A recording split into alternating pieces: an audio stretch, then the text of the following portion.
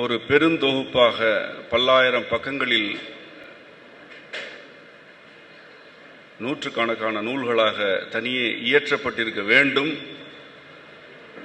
அந்த அளவில் அது இதுவரை நிகழவில்லை.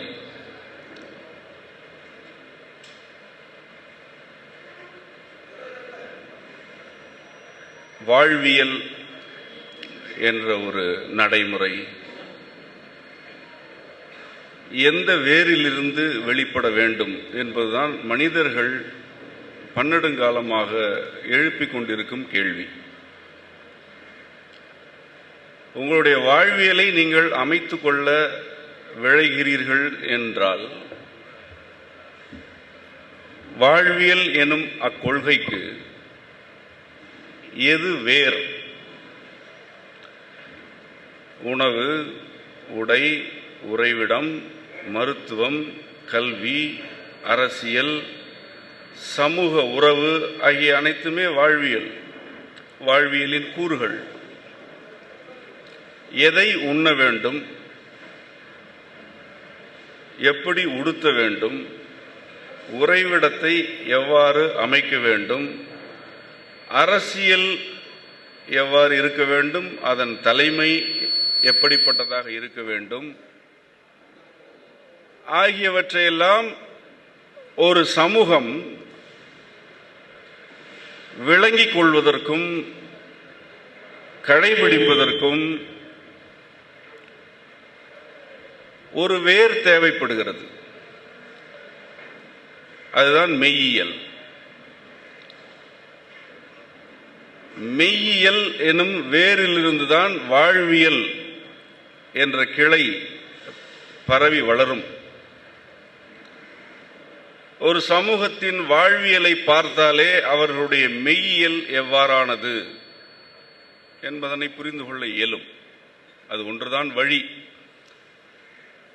தமிழர்களுடைய வாழ்வியல் என்று ஆய்ந்து நோக்கும்போது அவர்களுடைய மெய்யியல் எவ்வாறு செழித்திருந்தது, எவ்வாறு அது சிதைக்கப்பட்டது, இன்று எப்படி அது மீண்டு எழுந்து கொண்டிருக்கிறது என்ற 3 நிலைகளையும் நாம் பார்க்கிறோம், புரிந்து கொள்கிறோம். அந்த 3 நிலைகள் பற்றிய ஒரு சில கருத்துக்களைத்தான் இந்த அரங்கில் உங்களோடு பகிர்ந்து கொள்ள வந்திருக்கிறோம். மெய்யியல் என்பது எது மெய்யோ, எது இயல்பாக இருக்கிறதோ அதனை விளக்குவது.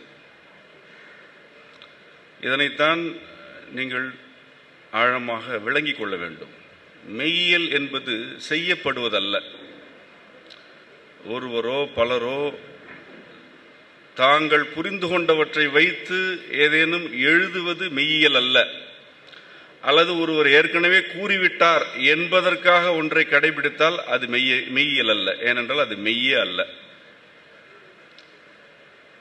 இயல் என்ற சொல் ஒரு சிறப்பு சொல்.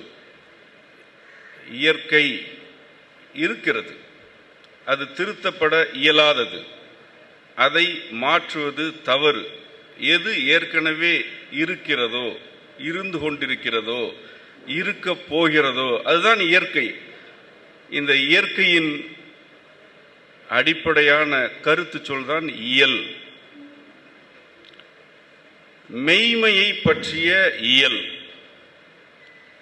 நம்மிடம் பன்னெடுங்காலமாக இருந்தது. நேரடியாக சொல்ல வேண்டும் என்றால் தமிழர்களுடைய அரசாட்சி முறையே மெய்யியல் அடிப்படையிலானதுதான். சமய அரசுகள் உலகெங்கும் இருக்கின்றன. இந்த புவி சீரழிந்ததற்கும் மனிதகுலம் சின்னாபின்னம் ஆகி ஒரு பெரும் ஊழியை இப்பொழுது எதிர்நோக்கி கொண்டிருப்பதற்கும் அடிப்படையான கருத்து காரணம் எது என்று கேட்டால் அரசுகளின் மெய்யியல் அற்ற தன்மை என்பதுதான் நாம் உணர்ந்த புரிந்து கொண்ட உண்மை. அரசுகளுக்கு மெய்யியல் அடிப்படை வேண்டும். அவர்களுக்கு மெய்யியலாளர்களின் அறிவுரை வேண்டும். இதுதான் தமிழர் மரபு கடைபிடித்து கற்றுக் கொடுத்த வழக்கம். தொல்காப்பியம் நம்மிடையே இருக்கின்ற நூல்களில் பழமையானது.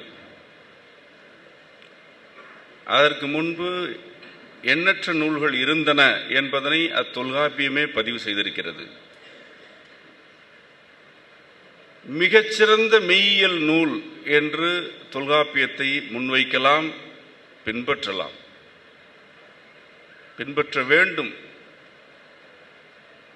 நாம் கற்றவரை சங்க இலக்கியத்தின் ஒரு சில பாடல்களை பயின்றவரை தொல்காப்பியத்தை விட ஒரு ஆழமான மெய்யியல் நூல் இன்று வரை இயற்றப்படவும் இல்லை. வேற எந்த சமூகத்திலும் அப்படி ஒரு சிந்தனை துளி இருப்பதற்கு கூட வாய்ப்பும் தடயமும் இல்லை. ஏனென்றால் தொல்காப்பியர் எழுத்து, சொல் ஆகியவற்றையெல்லாம் இலக்கணமாக பதிவு செய்கையில் ஒரு எழுத்தை ஒலி குறிப்போடு மட்டும் நிறுத்தாமல் கூடுதலாக ஆழமான மெய்மைகளை பதிவு செய்கிறார். எழுத்து பிறப்பியல் என்று ஒரு தலைப்பு இருக்கிறது. எழுத்து பிறக்கிறது என்பதனை சொல்வதுதானே மெய்யியல். எழுத்து செய்யப்பட்டது என்று சொன்ன மொழிகள் உண்டு, சொல்லும் மொழிகள் உண்டு.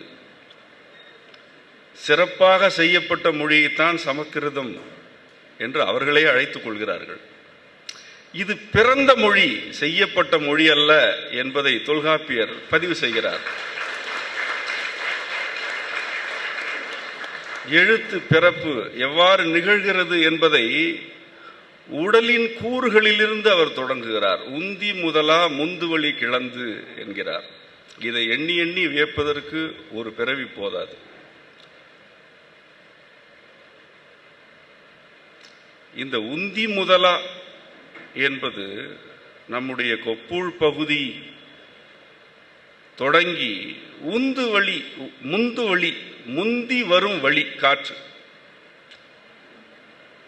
இந்த கொப்புள் பகுதிக்கு சற்று கீழுள்ள இடத்திலிருந்து காற்று முந்தி கொண்டு மேலே எழுகிறது.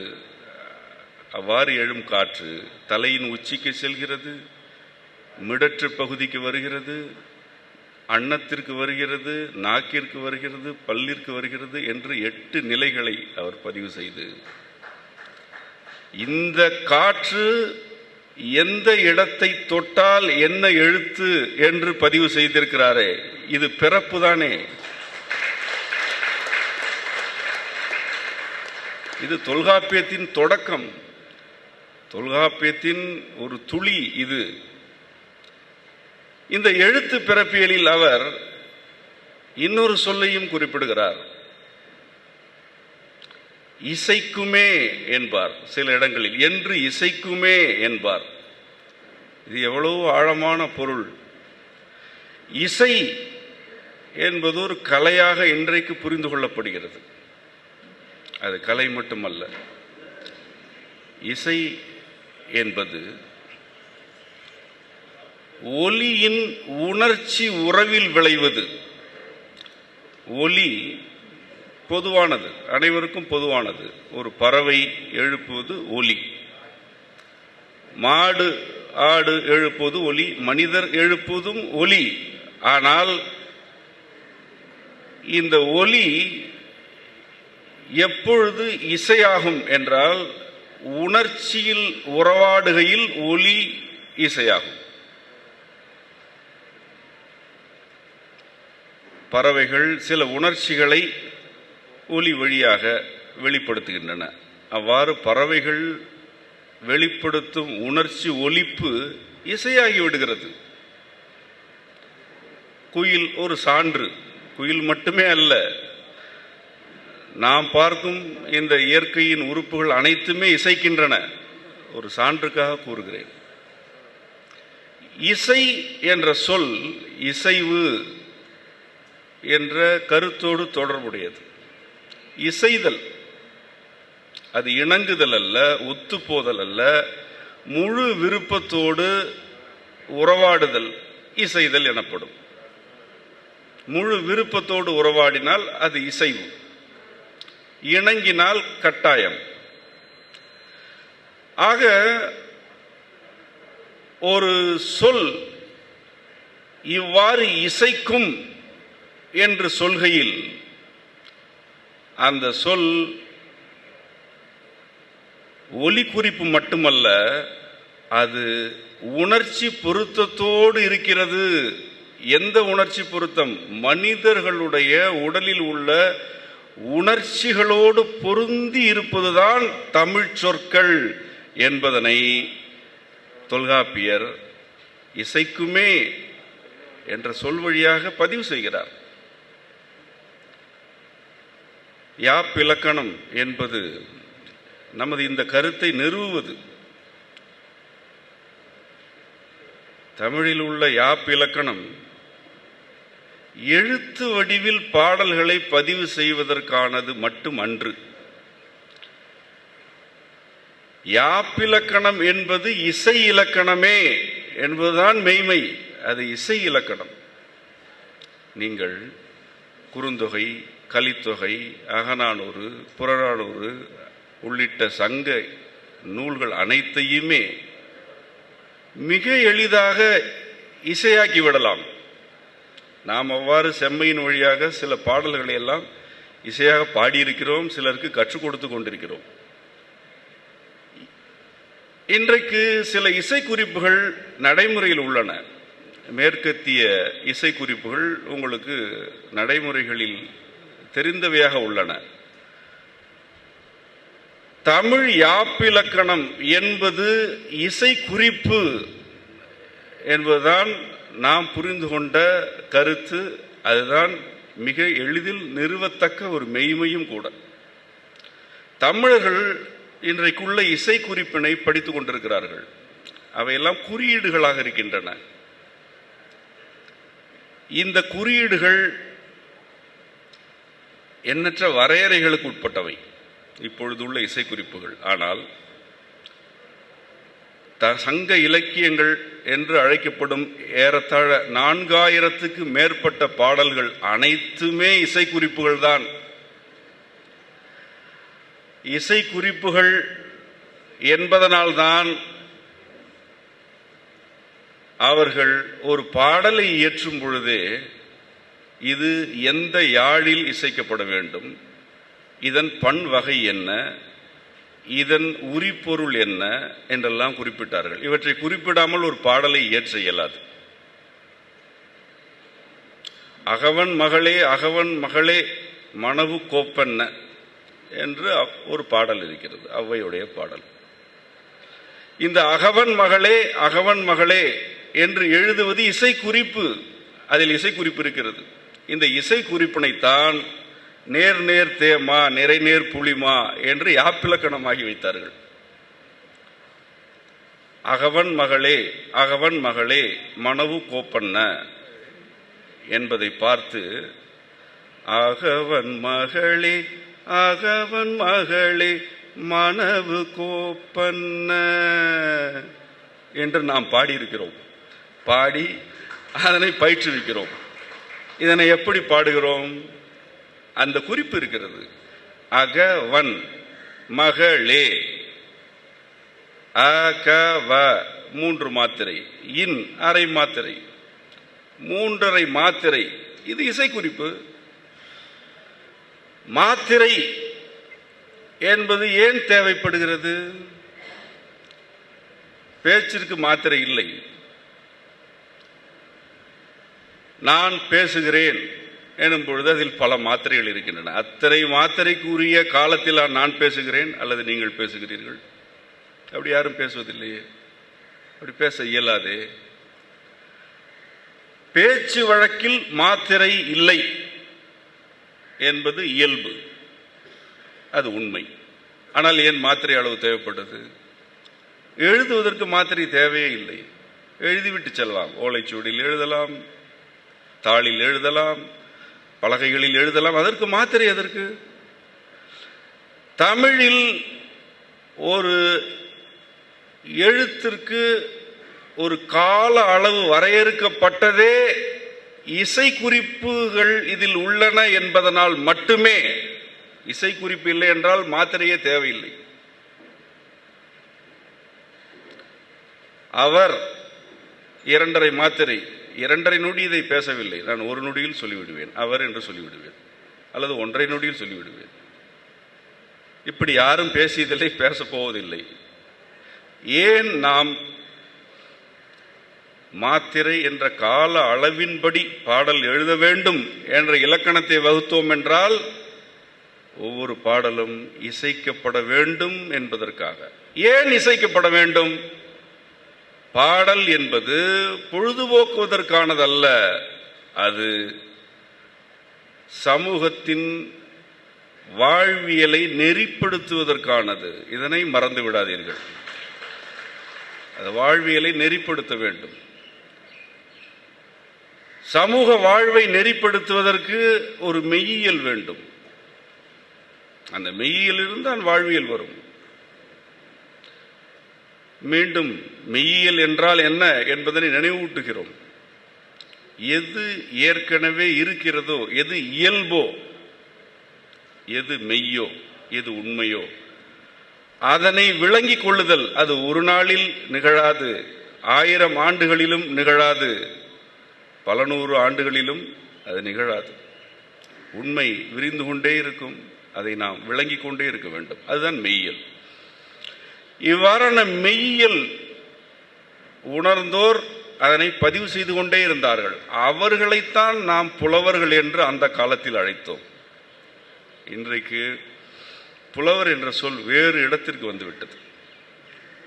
சங்க இலக்கியத்தில் புலவர் என்பவர் மெய்யியலை அறிந்தவர், கற்றவர், ஒரு வகையில் அதை உணர்ந்து பதிவு செய்பவர்.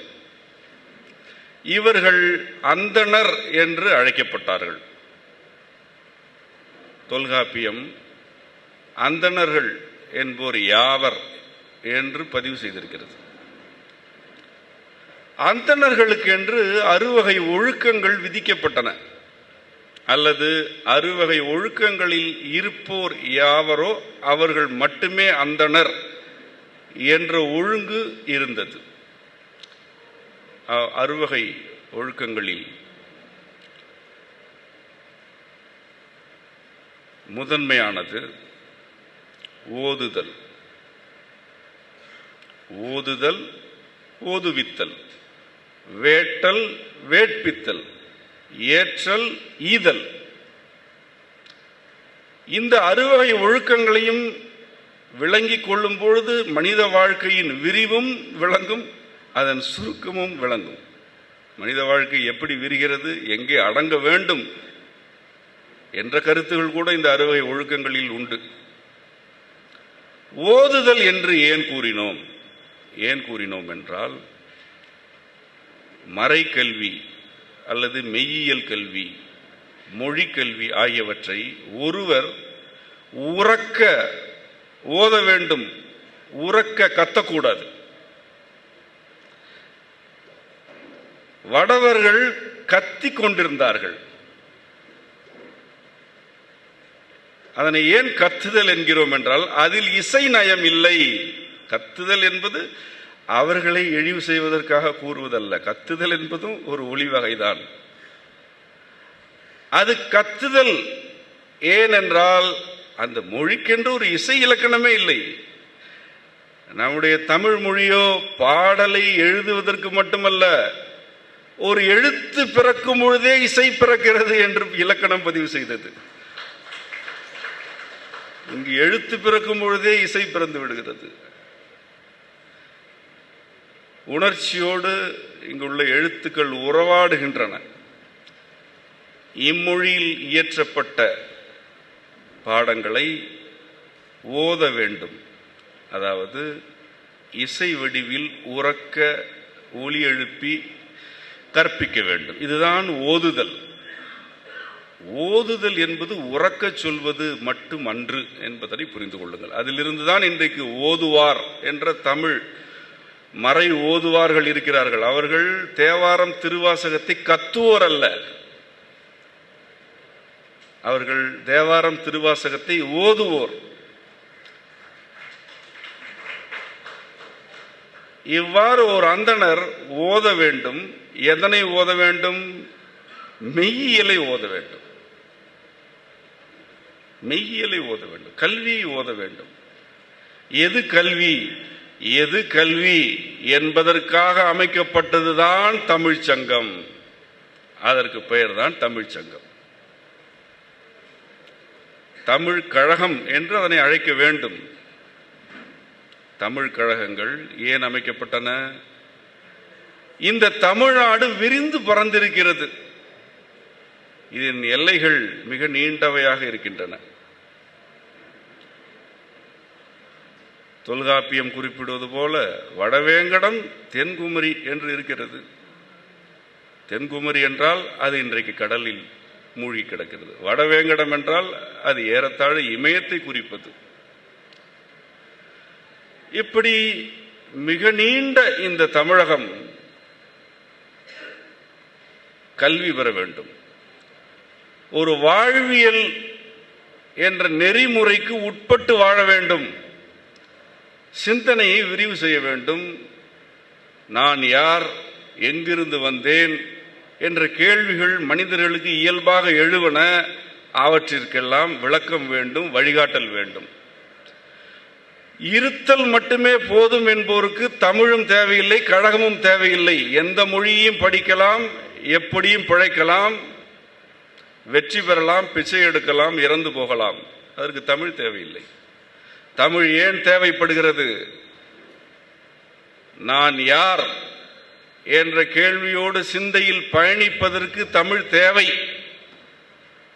என்னுடைய மெய்யியல் மரபு என்ன என்ற கேள்விகளை எழுப்பி விடை காண்பதற்கு தமிழ் கல்வி தேவை. புறநானூற்றில், அகநானூற்றில், குறுந்தொகையில், திருக்குறளில், திருமந்திரத்தில், திருவாசகத்தில், தேவாரத்தில் இந்த கேள்விகளுக்கு விடைகள் உள்ளன, விளக்கங்கள் உள்ளன. தமிழ் தெரிந்தால்தானே இவை விளங்கும். இவ்வாறான மனித சிந்தனையின் விரிவினை நெறிப்படுத்துவதற்கும் வழிகாட்டுவதற்கும் ஒரு அரசு தலைமை தேவை. அந்த அரசு தலைமை தான் தமிழ் சங்கம் எனப்படுவது. தமிழ் சங்கத்தில் புலவர்கள் இருந்தார்கள், தலைமை புலவர் இருந்தார். இவர்கள் எல்லோரும் பாடல்களை இயற்றியதோடு மட்டுமின்றி அவற்றை ஆய்வுக்குட்படுத்தி அரங்கேற்றினார்கள். எவ்வாறான பாடல்களை அரங்கேற்ற இயலும் என்பதற்கு இலக்கணம் இருந்தது. அதனை தொல்காப்பியம் பதிவு செய்திருக்கிறது. அதனை நீங்கள் அறிந்திருக்க வேண்டும், அல்லது இனி படித்து அறிந்து கொள்ளுங்கள். அது ஒரு பெரிய தலைப்பு. ஆனால் சுருக்கமாக கூற வேண்டிய கருத்து யாதெனில், தமிழர்களுடைய ஆதி மெய்யியல் நூலாகிய தொல்காப்பியம் கருப்பொருள்,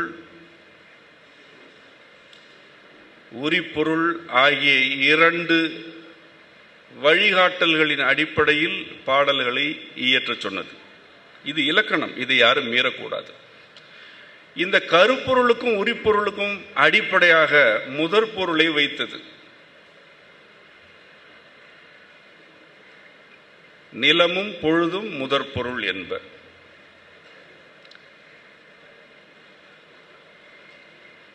ஒரு நிலம் எவ்வாறு இருக்கிறதோ அது அந்த நிலத்தில் வாழும் செடி, பறவை, பூச்சிகள், மனிதர்கள் உள்ளிட்ட அனைத்து உயிரின கூட்டத்திற்கும் அதுவே முதற் பொருள். குறிஞ்சி நிலம் என்றால் அந்த குறிஞ்சி நிலத்தின் இயல்பு எதுவோ அதுவே அந்நிலத்தில் வாழும் எல்லா உயிரினத்திற்கும் முதற் பொருள் என்கிறார். இதனை ஏன் முதற் பொருள் என்கிறார்? இதுதான் முதல், இதுதான் ஆதி. உன் நிலம் எதுவோ அதுவே உன்னுடைய தோற்றம், பேச்சு வழக்கு, உணவு, வாழும் காலம், சிந்தனை செழுமை ஆகிய அனைத்திற்கும் அதுதான் அடிப்படை என்கிறார். அதனால்தான் அதனை முதற் பொருள் என்கிறார். மனிதர்களுக்கு மட்டுமல்ல, எல்லா உயிரினத்திற்கும் அவை வாழும் நிலம்தான் அடிப்படை என்கிறார். பொழுது முதற் பொருட்களில் ஒன்று. இந்த நிலம் நிலையானது, குறிஞ்சியாகத்தான் இருக்கும். ஆனால் இது மாற்றத்திற்கு உட்பட்டு கொண்டே இருக்கிறது. மழை பொழிகிறது, வேநீர்காலம் வருகிறது, பனி இருக்கிறது, காற்று வீசுகிறது. இவ்வாறு மாறுபவை யாவும் பொழுதுகள். இந்த பொழுது மாற்றம் அடைகையில் நிலத்தின் இயல்புகளில் மாற்றங்கள் ஏற்படுகின்றன. ஆகவே நிலமும் பொழுதும் முதற்பொருள் என்று குறிப்பிட்டார். இந்த இரண்டையும் மனிதர்களோ பிற உயிரினமோ திருத்தவோ மாற்றவோ கூடாது என்பது அதன் பொருள். இது முதற்பொருள், இதில் கை வைக்காதே. உன் அறிவு விரிந்தாலும் செருக்கு மிகுந்தாலும் நிலத்திலும் பொழுதிலும் கை வைக்காதே, நீ அழிந்து போவாய் என்ற எச்சரிக்கை அதில் இருக்கிறது.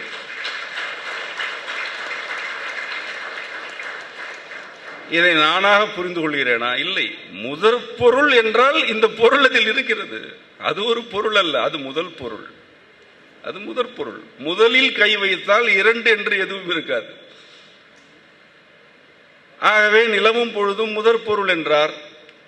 கருப்பொருள் என்று எதனை குறிப்பிட்டார் என்றால், அந்த நிலத்தில் அந்த வாழக்கூடிய மனிதர்கள், பறவைகள் உள்ளிட்ட எல்லா உயிரின கூட்டத்தையும் குறிப்பிட்டார். தமிழர்கள் மனிதர்களுக்காகவா சிந்தித்தார்கள்? மனிதர்களை பற்றி மட்டும் சிந்தித்த மரபு நம்முடையதா? கருப்பொருள் என்று ஒரு இலக்கணத்தை எழுதும் பொழுது தெய்வம், உணாவே, மா, மரம், புல், பறை என்றல்லவா எழுதினான்.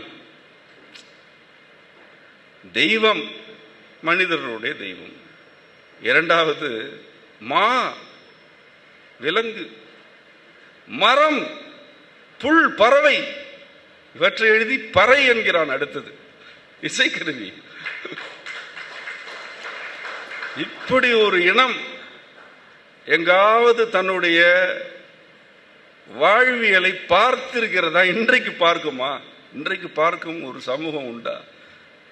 நிலமும் பொழுதும் முதல் என்றார். அந்த முதலில் உள்ள கருவாகிய பொருட்களில் தெய்வம் முதன்மையானது. இரண்டாவது உணவு. உணவுதான் வடிவமைக்கும், உணவுதான் இருக்க செய்யும், உணவுதான் போகவும் வைக்கும், உணவுதான் நோயை கொடுக்கும், உணவுதான் நோயை நலப்படுத்தும். ஆகவே தெய்வத்திற்கு அடுத்து உணவு, அதன் பிறகு தாவரம். நம்முடைய திருப்பிறப்பாளர் ஈசனுடைய வடிவமாக வாழ்ந்தவர் என்று நான் கருதும் மாணிக்கவாசக பெருமான் தாவரம் சங்கமம் என்று இரண்டே சொற்களில் ஒட்டுமொத்த புவியின் உயிரின கூட்டத்தையுமே பகுத்தார். தாவரம் என்றால் தன்னசைவு அற்றவை, சங்கமம் என்பவை தன்னசைவு கொண்டவை. தாவர சங்கமம் என்றார். அது ஒரு மிகப்பெரிய உயிரியல் பகுப்பு. அது ஒரு பெரிய உயிரியல் பகுப்பு, தாவரம் சங்கமம் என்பது. தொல்காப்பியம் தெய்வம் உணவு என்ற வரிசையில் மா என்ற விலங்கினத்தை வைக்கிறது, மரம் என்ற தாவர வகையினத்தை வைக்கிறது. இதன் பிறகுதான் அந்த நிலத்தில் வாழும் மனிதர்களை பற்றிய குறிப்புகளே இருக்கின்றன. இந்த தொல்காப்பியம் மனிதர்களுக்காக மனிதர்களை பற்றி இயற்றப்பட்டது அல்ல. இது ஒரு மெய்யியல். மெய் என்றால் மனிதரும் உண்டு, மரமும் உண்டு. ஆகவேதான் இது மெய்யியல். மனிதர்கள் எப்படி நிம்மதியாக இருப்பது, மனிதர்களுக்கு எப்படி தூக்கம் வர வைப்பது, மனிதர்கள் கேட்டதெல்லாம் கிடைப்பதற்கு ஏதேனும் வழி உண்டா என்று கற்பனையில் கிடப்பதுதான் இன்றைய சமயவாதிகளுடைய கருத்துகளாகவும் கருத்தியலாகவுமே இருக்கின்றது. நாம் அதை பற்றியெல்லாம் கவலைப்படவில்லை. ஏனென்றால் நமக்கு இயல்பாகவே பசித்தது, இயல்பாகவே தூக்கம் வந்தது, இயல்பாகவே ஆயுள் நீண்டிருந்தது, இயல்பாகவே உடலில் தினம் இருந்தது, இயல்பாக நாம் வாழ்ந்தோம். இயல்பாக எப்படி வாழ்ந்தோம் என்றால், நம்மை நெறிப்படுத்துவதற்கு என்று ஒரு சங்கம் இருந்தது. அந்த சங்கத்தில் தொல்காப்பியர் போன்றோர் இருந்தார்கள். அவர்கள் மெய்யியலை உணர்ந்து கற்று பதிவு செய்தார்கள்.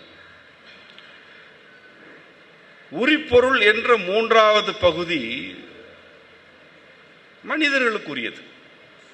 நேரடியாக ஒவ்வொரு நிலத்திலும் வாழும் மனிதர்களை பற்றி அது கூறியது. இந்த உரிப்பொருள் மனித வாழ்க்கையில் உள்ள 5 வகையான அல்லது 5 நிலைகளிலான உணர்ச்சிகளை முன்வைக்கிறது. ஒரு மனித வாழ்க்கையில் எவ்வளவோ உணர்ச்சிகள் இருக்கின்றன. நம்மை பொறுத்தவரை உணர்ச்சிகளை எண்ணிக்கையில் வரையறுக்க இயலாது என்று நாம் கூறி வருகிறோம். உணர்ச்சிகளுக்கு மிக நுட்பமான வேறுபாடுகள் உண்டு. ஆனால் எவ்வளவு உணர்ச்சிகள் இருந்தாலும் 5 நிலைகளில் அவை அடங்கிவிடும். 5 நிலைகள் தான் உண்டு, அவற்றில் அடக்கிவிடலாம் என்ற வகையில்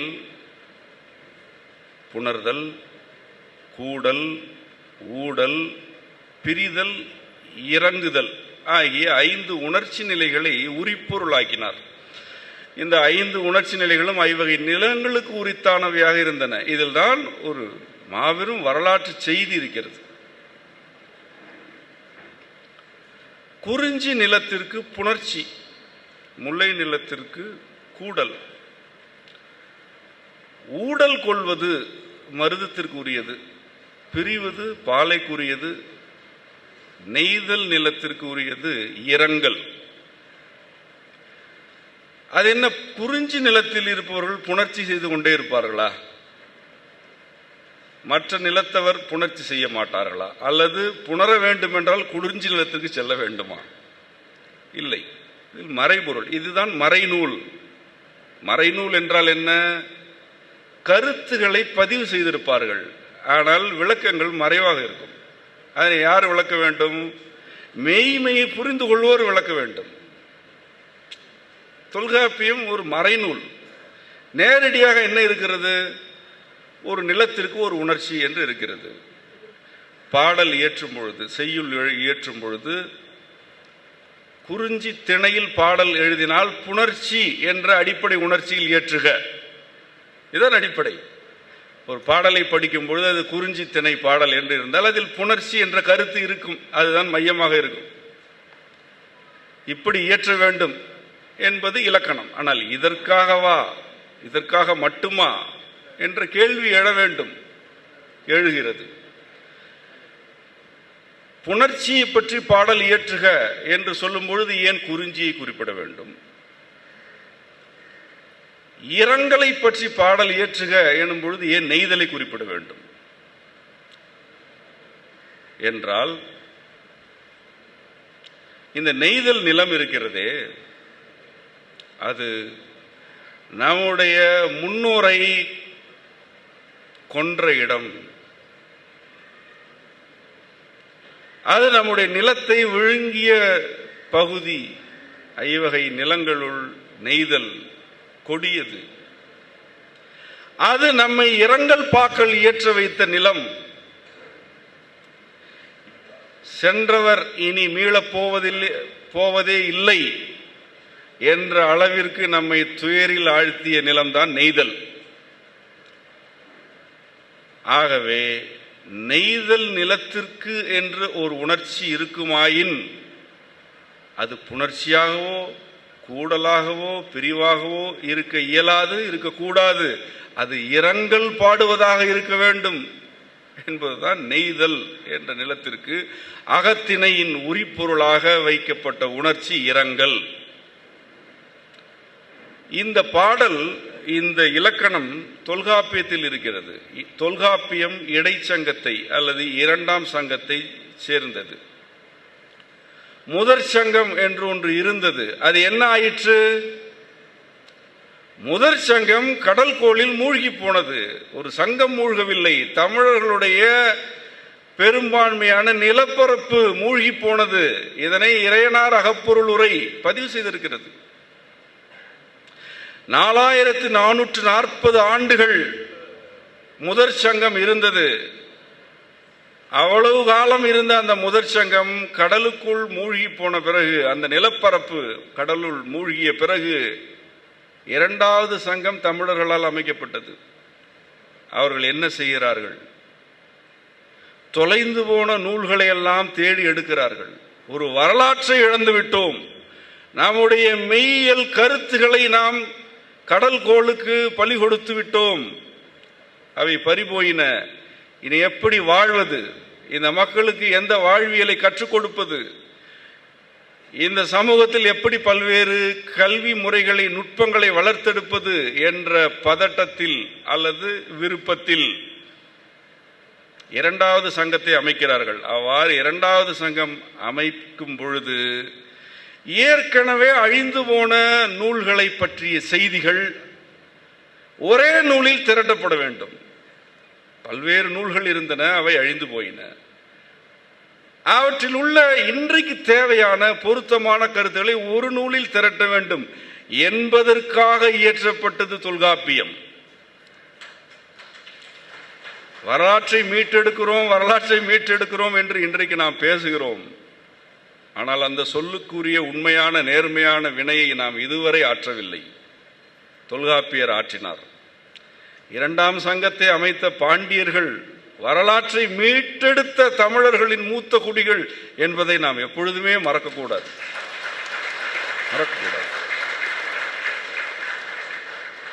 4440 ஆண்டுகள் இருந்த ஒரு வரலாறு தொலைந்தாலும் அதன் சாரத்தை ஒருவன் ஒரே நூலில் பதிவு செய்வான் என்று ஒருவனுக்கு அந்த பணி ஒப்படைக்கப்பட்டதே. அவன் எப்படிப்பட்ட மெய்யறிவாளன்?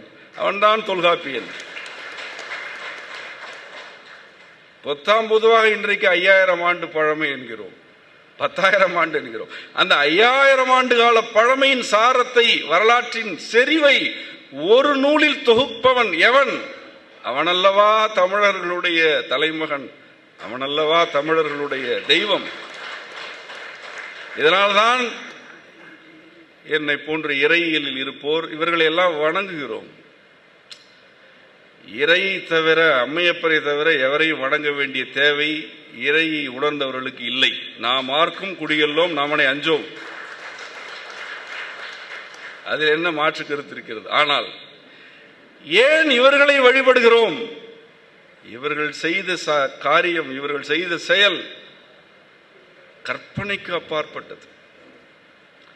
இதனை முந்து நூல் கண்டு முறைப்பட தொகுத்து இயற்றப்பட்ட நூல் இந்த தொல்காப்பியம் என்று தொல்காப்பியத்தில் முன்னுரையில் அதாவது பாயிரத்தில் பணம்பாரனார் பதிவு செய்திருக்கிறார். இது நம்முடைய கருத்தல்ல. இவ்வளவு நேரம் நான் கூறியது என் கருத்தல்ல, பணம்பாரனார் பாடியிருக்கிறார்.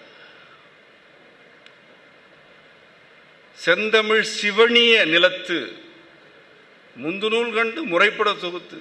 சிவனுதல் என்றால் நிலவுதல் என்ற ஒரு வகை பொருள். செந்தமிழ் நிலவிய இந்த நிலத்தில் ஏற்கனவே இருந்த நூல்களை எல்லாம் கண்டு அவற்றையெல்லாம் முறைப்பட தொகுத்து எழுதியிருக்கிறான். என்னோட படித்த என் ஒரு சாலை மாணாக்கன், என் தோழன் தொல்காப்பியன் என்று பணம்பாரனார் பாடலில் பதிவு செய்திருக்கிறார். எவ்வளவு பெரிய செயல்! இந்த தொல்காப்பியம் என்மனார் புலவர் என்று பல இடங்களில் குறிப்பிடுகிறது. ஒரு பெரிய கண்டறிதலை சொல்வார். அதனை நாம் வியந்து கொண்டே இருப்போம். இப்படியெல்லாம் தமிழர்கள் கண்டறிந்திருக்கிறார்களா என்று வியப்போம். அடுத்த அடியில் சொல்வார், இதனை நான் சொல்லவில்லை, ஏற்கனவே புலவர்கள் சொல்லிவிட்டார்கள் என்பார். இன்னொன்றை சொல்வார், அதனை பற்றித்தான் இப்பொழுது குறிப்பிட வருகிறேன். நேரிதின் உணர்ந்தோர் நெறிப்படுத்தினரே. இந்த வரியை நன்கு நினைவில் கொள்ளுங்கள். நேரிதின் உணர்ந்தோர் நெறிப்படுத்தினரே.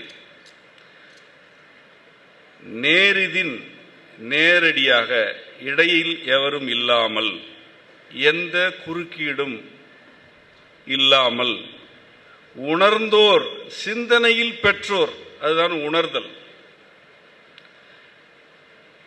நேரடியாக இந்த கருத்துக்களை சிந்தனையில் பெற்றோர் ஆகிய உணர்ந்தோர் இந்த கருத்துக்களை எல்லாம் எழுதி நெறிப்படுத்தி விட்டு சென்றிருக்கிறார்கள் என்று தொல்காப்பியர் பல இடங்களில் குறிப்பிடுகிறார். அவ்வாறான கருத்துகளில் ஒன்றுதான் ஓரறிவதுவே உற்றறிவதுவே என்ற பாடல். இந்த புவியில் முதலில் பிறந்த உயிரினம் தொடுகையாகிய உற்றறிவு என்ற உணர்ச்சி மட்டும் கொண்ட ஒரு செல் உயிரினம் என்று நேரடியாக தொல்காப்பியர் பதிவு செய்தார். மிக நேரடியாக. கடவுள் பன்றியாக வந்தார், அதற்கும் பரிணாம கொள்கைக்கும் தொடர்புண்டு என்ற கதை தமிழில் இல்லை. அது தமிழ் இல்லை. அப்படி சொல்ல வேண்டிய எள்ளளவு இழிநிலையும் தமிழர்களுக்கு இல்லை. தமிழர்கள் நேரிதின் உணர்ந்து நெறிப்படுத்தி உரைத்தவர்கள். முதலில் இந்த புவியில் தோன்றிய உயிரினம் ஒரே ஒரு செல் உடல் கொண்டது. அதற்கு தொட்டால் அறிந்து கொள்ளும் உற்றறிவு மட்டும்தான் இருந்தது என்று தொல்காப்பியர் பதிவு செய்தார். அதை மட்டுமா? இரண்டாவது அறிவாக நாவு வந்தது, மூன்றாவது அறிவாக நாசி வந்தது, அதன் பிறகு கண் வந்தது, செவி வந்தது என்று 5 அறிவு நிலைகளையும் பதிவு செய்துவிட்டு இறுதியில் சொன்னார், ஆரணப்படுவது அவற்றுடன் மனனே. தமிழர்களே, 6வது அறிவு மனம்தானே அன்றி பகுத்தறிவல்ல என்று சொன்னார்.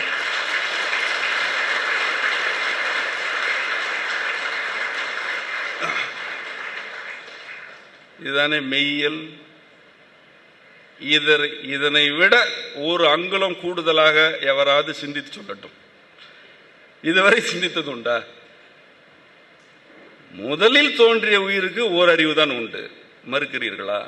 இல்லை, ஏற்கிறோம். எப்பொழுது ஏற்கிறீர்கள்? பல்வேறு ஆய்வுகளை செய்த பிறகு ஏற்கிறோம். நாங்கள் எப்பொழுது சொன்னோம்? மிக குறைவாக 8000 ஆண்டுகளுக்கு முன்பு சொன்னோம். மிக குறைவாக. எப்படி சொன்னோம்? உணர்ந்து சொன்னோம். நேரில் உணர்ந்து சொன்னோம், ஆய்வு செய்து சொல்லவில்லை. அது எப்படி உங்களுக்கு மட்டும் உணர்வு கிடைக்கிறது? தமிழில் சிந்தித்தால், தமிழராய் பிறந்தால் உணர்வு கிடைக்கும்.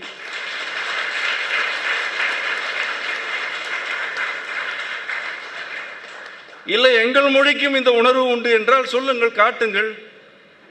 உங்கள் மொழியில் 8000 ஆண்டுகளுக்கு முன்பு ஒரு செல் உயிரினம் தான் உலகில் முதலில் தோன்றியது என்று சொன்ன ஒருவரை காட்டு. உன் மொழியிலும் சிந்தனை செழுமை இருக்கிறது என்பதை ஏற்கிறோம். எங்களுக்கு என்ன தயக்கம் இருக்கிறது? எது மெய்யோ அதை ஏற்பதுதானே மெய்யியல். உன்னிடம் மெய் இல்லை என்பதுதானே மெய்.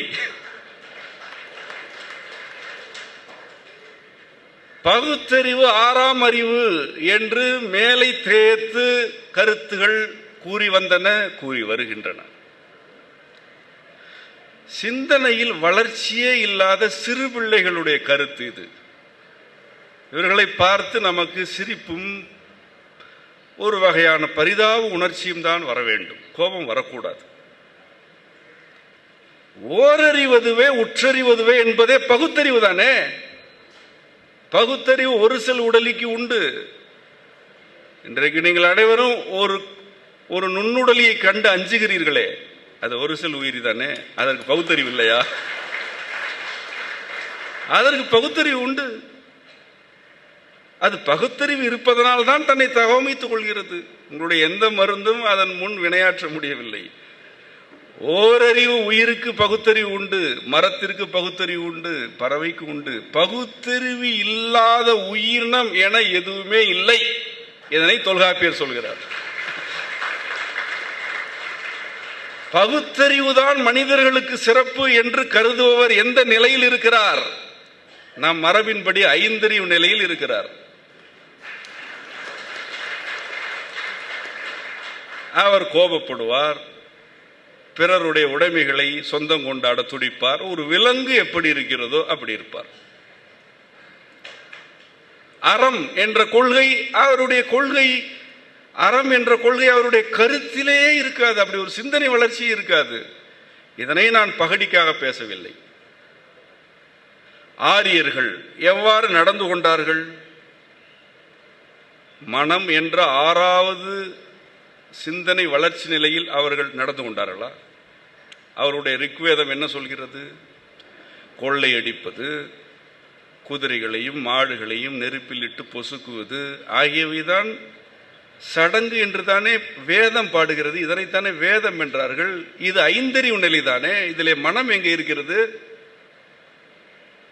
6வது அறிவாகிய மனம் உனக்கு இருந்தால், அதனை உணரும் சிந்தனை வளர்ச்சி இருந்தால், பகுத்தறிவே பெரிது என்று நீ அரற்றி கொண்டிருக்க மாட்டாய். பகுத்தறிவு ஏற்கனவே இருப்பது, உன்னிடம் இருக்க வேண்டியது உனக்கு சிந்தனை வளர்ச்சி. சிந்தனையில் வளர்ச்சி அடைந்து விட்டால் மனதை உணரலாம். மனதை உணர்ந்தால் உட்கார்ந்த இடத்திலிருந்து சொல்லலாம், முதலில் தோன்றிய உயிர் ஒரு செல் உயிரினம் என்று சொல்லலாம். இருந்த இடத்திலிருந்து தூரதேசம் காணுவேன் என்று திருமூலர் சொன்னார். அப்படித்தான் அவர் அணுக்கொள்கையை பதிவு செய்தார். அணுக்கொள்கைகள் எல்லாம் திருமந்திரத்தில் பதிவு செய்தார். என்ன ஆய்வு செய்தாரா? என்னுடைய மனம் கவர்ந்த பெண் அவ்வை ஒரு வரியில் சொல்கிறாள், வானம் ஊர்ந்த வயங்கொளி மண்டிலம் என்றாள். இது ஒரு பாலைத்திணை பாடல். அதாவது காதலர்கள் பிரிந்து விட்டார்கள் என்ற நிலையில் பாடப்பட்ட ஒரு பாடல். ஒரு காடு எப்படி வறண்டு கிடக்கிறது என்று அவள் பாட வருகிறாள். அதற்கு அவள் சொல்கிறாள், அவளுடைய முதல் அடி வானம் ஊர்ந்த வயங்கொளி மண்டிலம் என்று பாடினாள். இது என்ன கருத்தை வைத்திருக்கிறது? வானத்தில் அல்லது ஆகாயத்தில் ஒளி ஊர்ந்து செல்கிறது, ஒளி பயணிக்கிறது. ஆகாயத்தில் ஒளி பயணிக்கிறது. இதை நீங்கள் எப்பொழுது கண்டறிந்தீர்கள்? 150 ஆண்டுகளுக்கு முன்புதான் ஒளி பயணிக்கிறது என்பதை ஆய்வு செய்து கண்டறிந்தீர்கள். அவள் ஒரு காதல் பாடலில் இதை குறிப்பிட்டாள். இதில் இன்னொரு சிறப்பு அல்லது அழுத்தம் என்னவென்றால், வயங்கு ஒளி மண்டிலம் என்கிறாள். இதுதான் இங்குதான் இருக்கிறது மெய்யியல். ஒளியை மண்டலம் என்று கூற இயலுமா? கூறியோர் உண்டா? ஒளி ஒரு மண்டலம் தான். மண்டலம் என்றால் ஒத்த தன்மையுள்ள பொருட்களின் ஒரு தொகுப்பு, அதுதான் மண்டிலம். ஒத்த தன்மை உள்ள மண்டி கிடப்பவை. ஆனால் எல்லாமே மண்டி கிடந்தால் மண்டலம் அல்ல, ஒத்த தன்மை இருக்க வேண்டும். கதிரவ மண்டலம் என்றால் கதிரவன் என்ற ஒரு மீனை, விண்மீனை அடிப்படையாக கொண்டு அந்த கதிரவனுடைய இயல்புகளுக்கும் குணங்களுக்கும் போக்குகளுக்கும் ஒத்த கோள்கள் பிற பொருட்கள் இங்கு இருந்தால் அது கதிரவ மண்டலம். இதுதான் கதிரவ மண்டலம். நாம் மண்டலம் என்று இப்படித்தான் கூறுவோம். ஒளியை மண்டிலம் என்று அவள் கூறுகிறாள். என்ன பொருள்? ஒளி ஒரு மண்டிலமாக ஒத்த தன்மை உள்ள பொருட்களை தொகுத்து கொண்டு ஆகாயத்தில் பயணிக்கிறது என்று அவ்வை பதிவு செய்தாள்.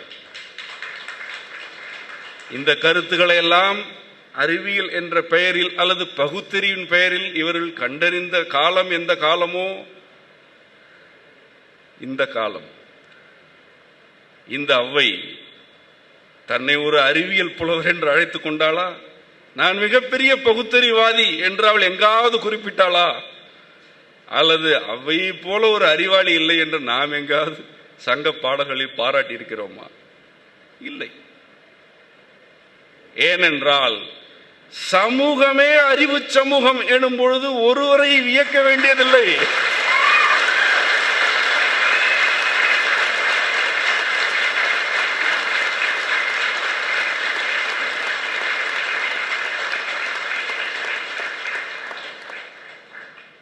இதை நான் கூறவில்லை, இதையும் ஒரு சங்கப்புலவர் கூறினார். பெரியோரை வியத்தலும் இளமே, சிறியோரை எழுதலும் இளமே. இந்த ஒரு கருத்து, இந்த ஒரே ஒரு கருத்து தமிழர்களுக்கும் பிறருக்குமான சாரமான வேறுபாட்டை விளக்குகிறது. இதனை தமிழ் கற்போர், தமிழ் என்றால் மொழி அல்ல, உண்மையை மெய்யியலை கற்போர் என்று பொருள். தமிழ் கற்போர் இதனை நன்கு விளங்கிக் கொள்ளுங்கள். ஒருவர் அரும்பெரும் செயல்களை செய்துவிட்டால் அவரை வியந்து போற்றி அவருக்கு உருவங்கள் அமைத்து, உருவச் சிலைகள் அமைத்து, இவரை விட்டால் வேறு கதி இல்லை என்று பிதற்றுவது சிந்தனை வளர்ச்சி அடையாதவர்களுடைய செயல்பாட்டு முறை. இது அனைவருக்கும் பொருந்தும், அனைவருக்கும் பொருந்தும். இது புவி முழுவதும் உள்ள அனைவருக்குமே பொருந்தும். இவரை விட்டால் வேறு கதி இல்லை, இவர்தான் எல்லாம் கற்றுக் கொடுத்தார் என்று ஒரு சில மனிதர்களை போற்றுவது சிந்தனை வளர்ச்சியில் குறைபாடுள்ள குழந்தைகளுடைய நடவடிக்கை. சிந்தனை வளர்ச்சி அடைந்த சமூகம் எப்படி இருக்கும் என்றால், ஒருவர் வியத்தகு செயல்கள் செய்தார் என்பதற்காகவும் அவரை வியக்காது. அதுதான் பெரியோரை வியத்தலும் இளமே. சரி என்றால் சிறியோரை என்ன செய்வது? சிறியோரை இகழ்தலும் இளமே. இதிலிருந்து என்ன கூற வருகிறோம்? இங்கு பெரியவரும் இல்லை, சிறியவரும் இல்லை. அவர் சிறப்பானவரா? அவர் சிறப்பானவர் என்று சொல்லிவிட்டு போ. அவர் எதை செய்தாரோ அதை பதிவு செய்துவிட்டு போ. அதில் பொய்களை ஏற்றாதே, பொய்களை ஏற்றாதே. ஒருவரை வழிபட செய்ய வேண்டும் என்றால் பொய்களை ஏற்ற வேண்டும். பொய்களை ஏற்றினால்தான் ஒருவரை வழிபட செய்ய இயலும். இது நம்முடைய மெய்யியல் கொள்கையாக இருந்ததனால்தான் சங்க காலத்தில் இயற்றப்பட்ட எல்லா நூல்களும் ஒரு குறிப்பிட்ட மனிதரை தெய்வம் ஆக்காமலேயே இயற்றப்பட்டன. இதனை எங்காவது பார்த்திருக்கிறீர்களா? எங்காவது கண்டதுண்டா? எவ்வளவு வேந்தர்களை புகழ்ந்தார்கள், எவ்வளவு பெரிய போர்களை பதிவு செய்தார்கள். ஒரு வேந்தன் இங்கு தெய்வமாகி இருக்கிறானா? ஒரே ஒரு வேந்தன் இல்லையே. எவனுக்காவது மறுபிறவி கதை இங்கு இயற்றப்பட்டதுண்டா? இல்லை. ஏன்? தமிழர்களுடைய மரபு கர்ம வினை என்ற கொள்கையை தூக்கி வீசி கொளுத்தி விட்டது. எப்பொழுதோ தமிழர் மரபு கர்மத்தை ஏற்கவில்லை.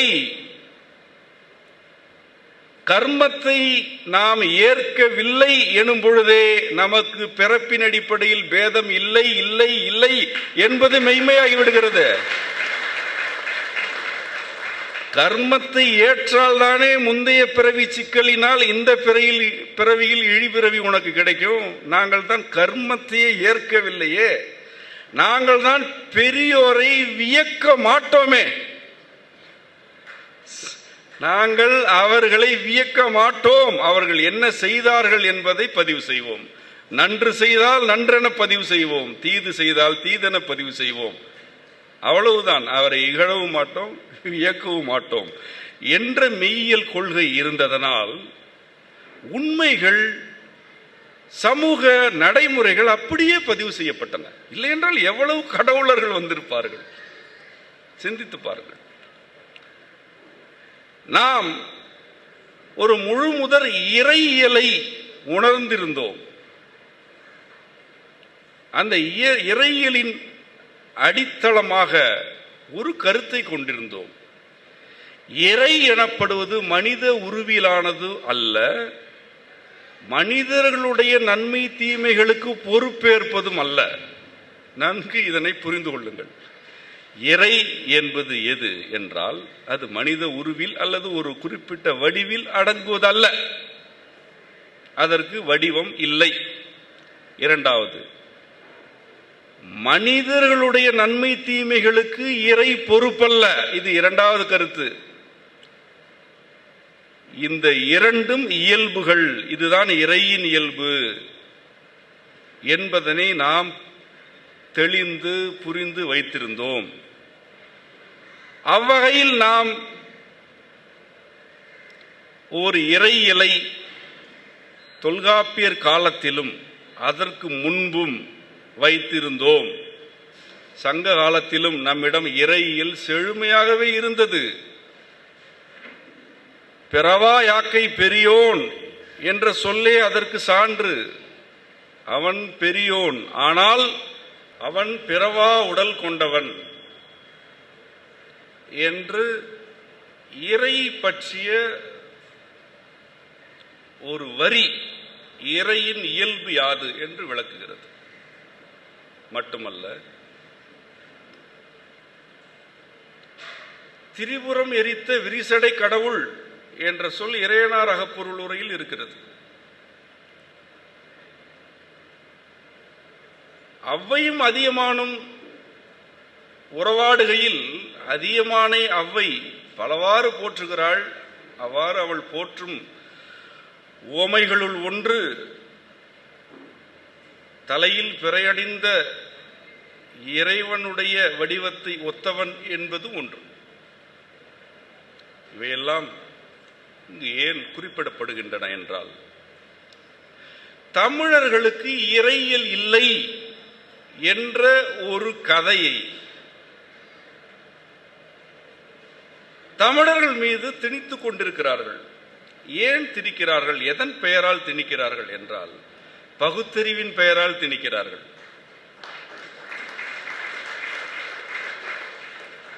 ஒன்றை நாம் தெளிவாக விளங்கிக் கொள்ள வேண்டும். இறையை மறுப்பதுதான் பகுத்தறிவு என்பீர்களே, ஆனால் நாம் சொல்வோம் பகுத்தறிவு என்பதே சிந்தனை வளர்ச்சியில் குறைந்த குழந்தை என்போம்.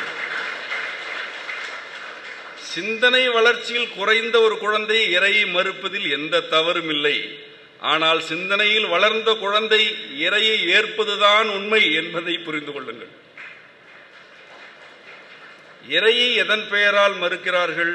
பகுத்தறிவின் பெயரால் மறுக்கிறார்கள். பகுத்தறிவு என்பது என்ன?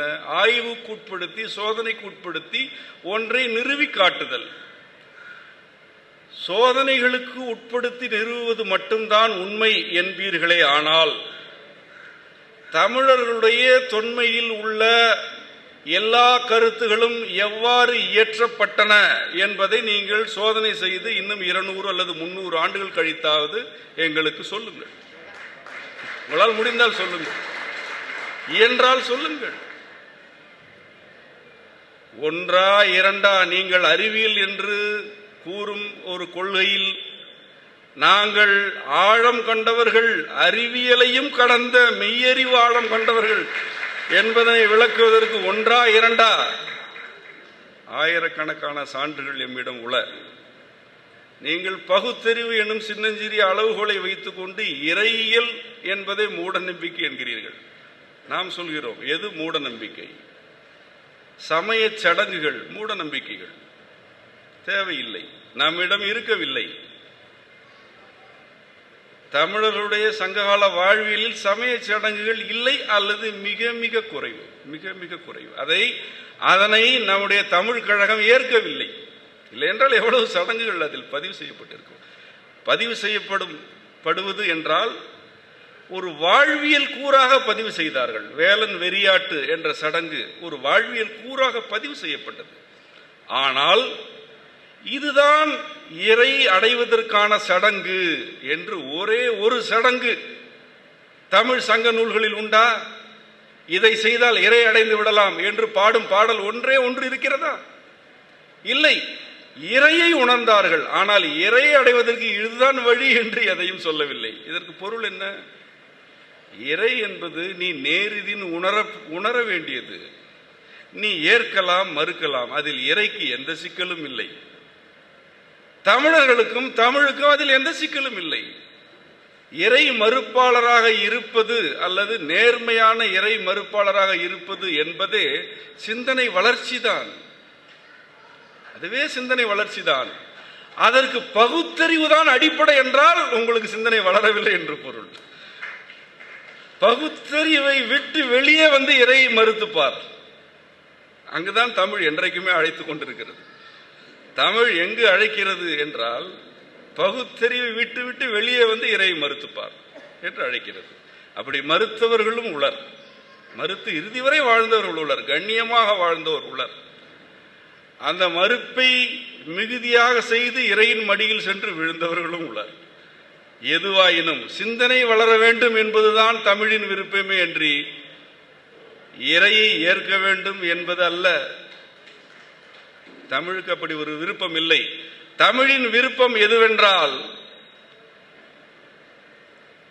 தன்னுடைய குழந்தைகளை காத்து அக்குழந்தைகளுக்கு அருளி அந்த குழந்தைகள் இப்புவியில் நீண்டு நெடிது வாழ வேண்டும் என்பதை அன்றி தமிழுக்கு வேறு விருப்பம் இல்லை. அந்த விருப்பத்தினால்தான் தமிழ் மெய்யறிவை கற்றுக் கொடுத்தது, அதனுள் அறிவியலை வைத்தது, கோயில் கட்டும் கலைகளை தமிழ் கற்றுக் கொடுத்தது, கப்பல் கட்டும் கலையை கற்றுக் கொடுத்தது, ஆடை பின்னலை கற்றுக் கொடுத்தது, வேளாண்மையை கற்றுக் கொடுத்தது. இன்றைக்கும் ஒரு பெருந்தொற்று எழும்பொழுது இதற்கு என்ன மருந்து என்றும் தமிழ்தான் கற்றுக் கொடுக்கிறது.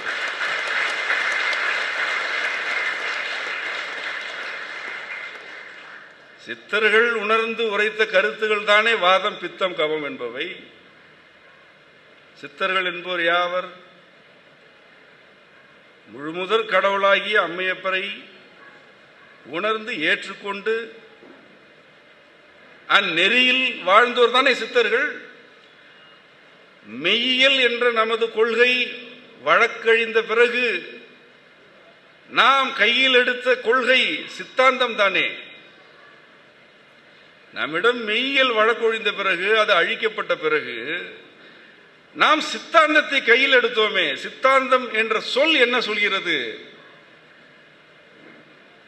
ஒரு மனிதருக்கு அவருடைய சித்தம்தான் எல்லை என்கிறது. ஏன் இதை சொன்னது? எதிரே இருந்தவர்கள் கூறினார்கள், மனிதர்கள் சொந்தமாக சிந்திக்க கூடாது, வேதம்தான் எல்லை என்று சொன்னார்கள். நாம் சொன்னோம், இந்த வேதம் அல்ல, எந்த வேதமும் அல்ல, எனக்குள் இருக்கும் என் சிவமாகிய தந்தையின் சிந்தனையே ஆகிய சித்தமே என் எல்லை என்று சொன்னோம். அதுதான் சித்தாந்தம். சித்தமே அந்தம், உன் வேதம் அதில் ஒரு பகுதி, அவ்வளவுதான். ஒரு பகுதி என்றால் அதை ஏற்கிறோம் என்று பொருள் அல்ல. இந்த பேரண்டத்தில் எவ்வளவோ இருக்கின்றன, அதில் ஒன்று உன்னுடைய வேதம். உன்னுடைய வேதம் உனக்கு எல்லையாக இருக்கலாம். தமிழர்களுக்கு அவர்களுடைய சிந்தனையில் உள்ள ஆழமாகிய சித்தம்தான் எல்லை.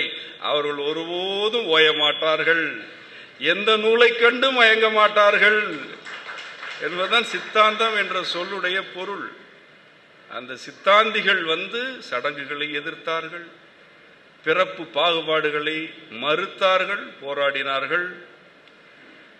அவர்களைத்தான் நாம் 63 ஆலயங்களில் வைத்து வழிபடுகிறோம். அந்த 63 பிறப்பு பேதங்களை எதிர்த்தவர்கள் என்பதை மறந்து விடாதீர்கள்.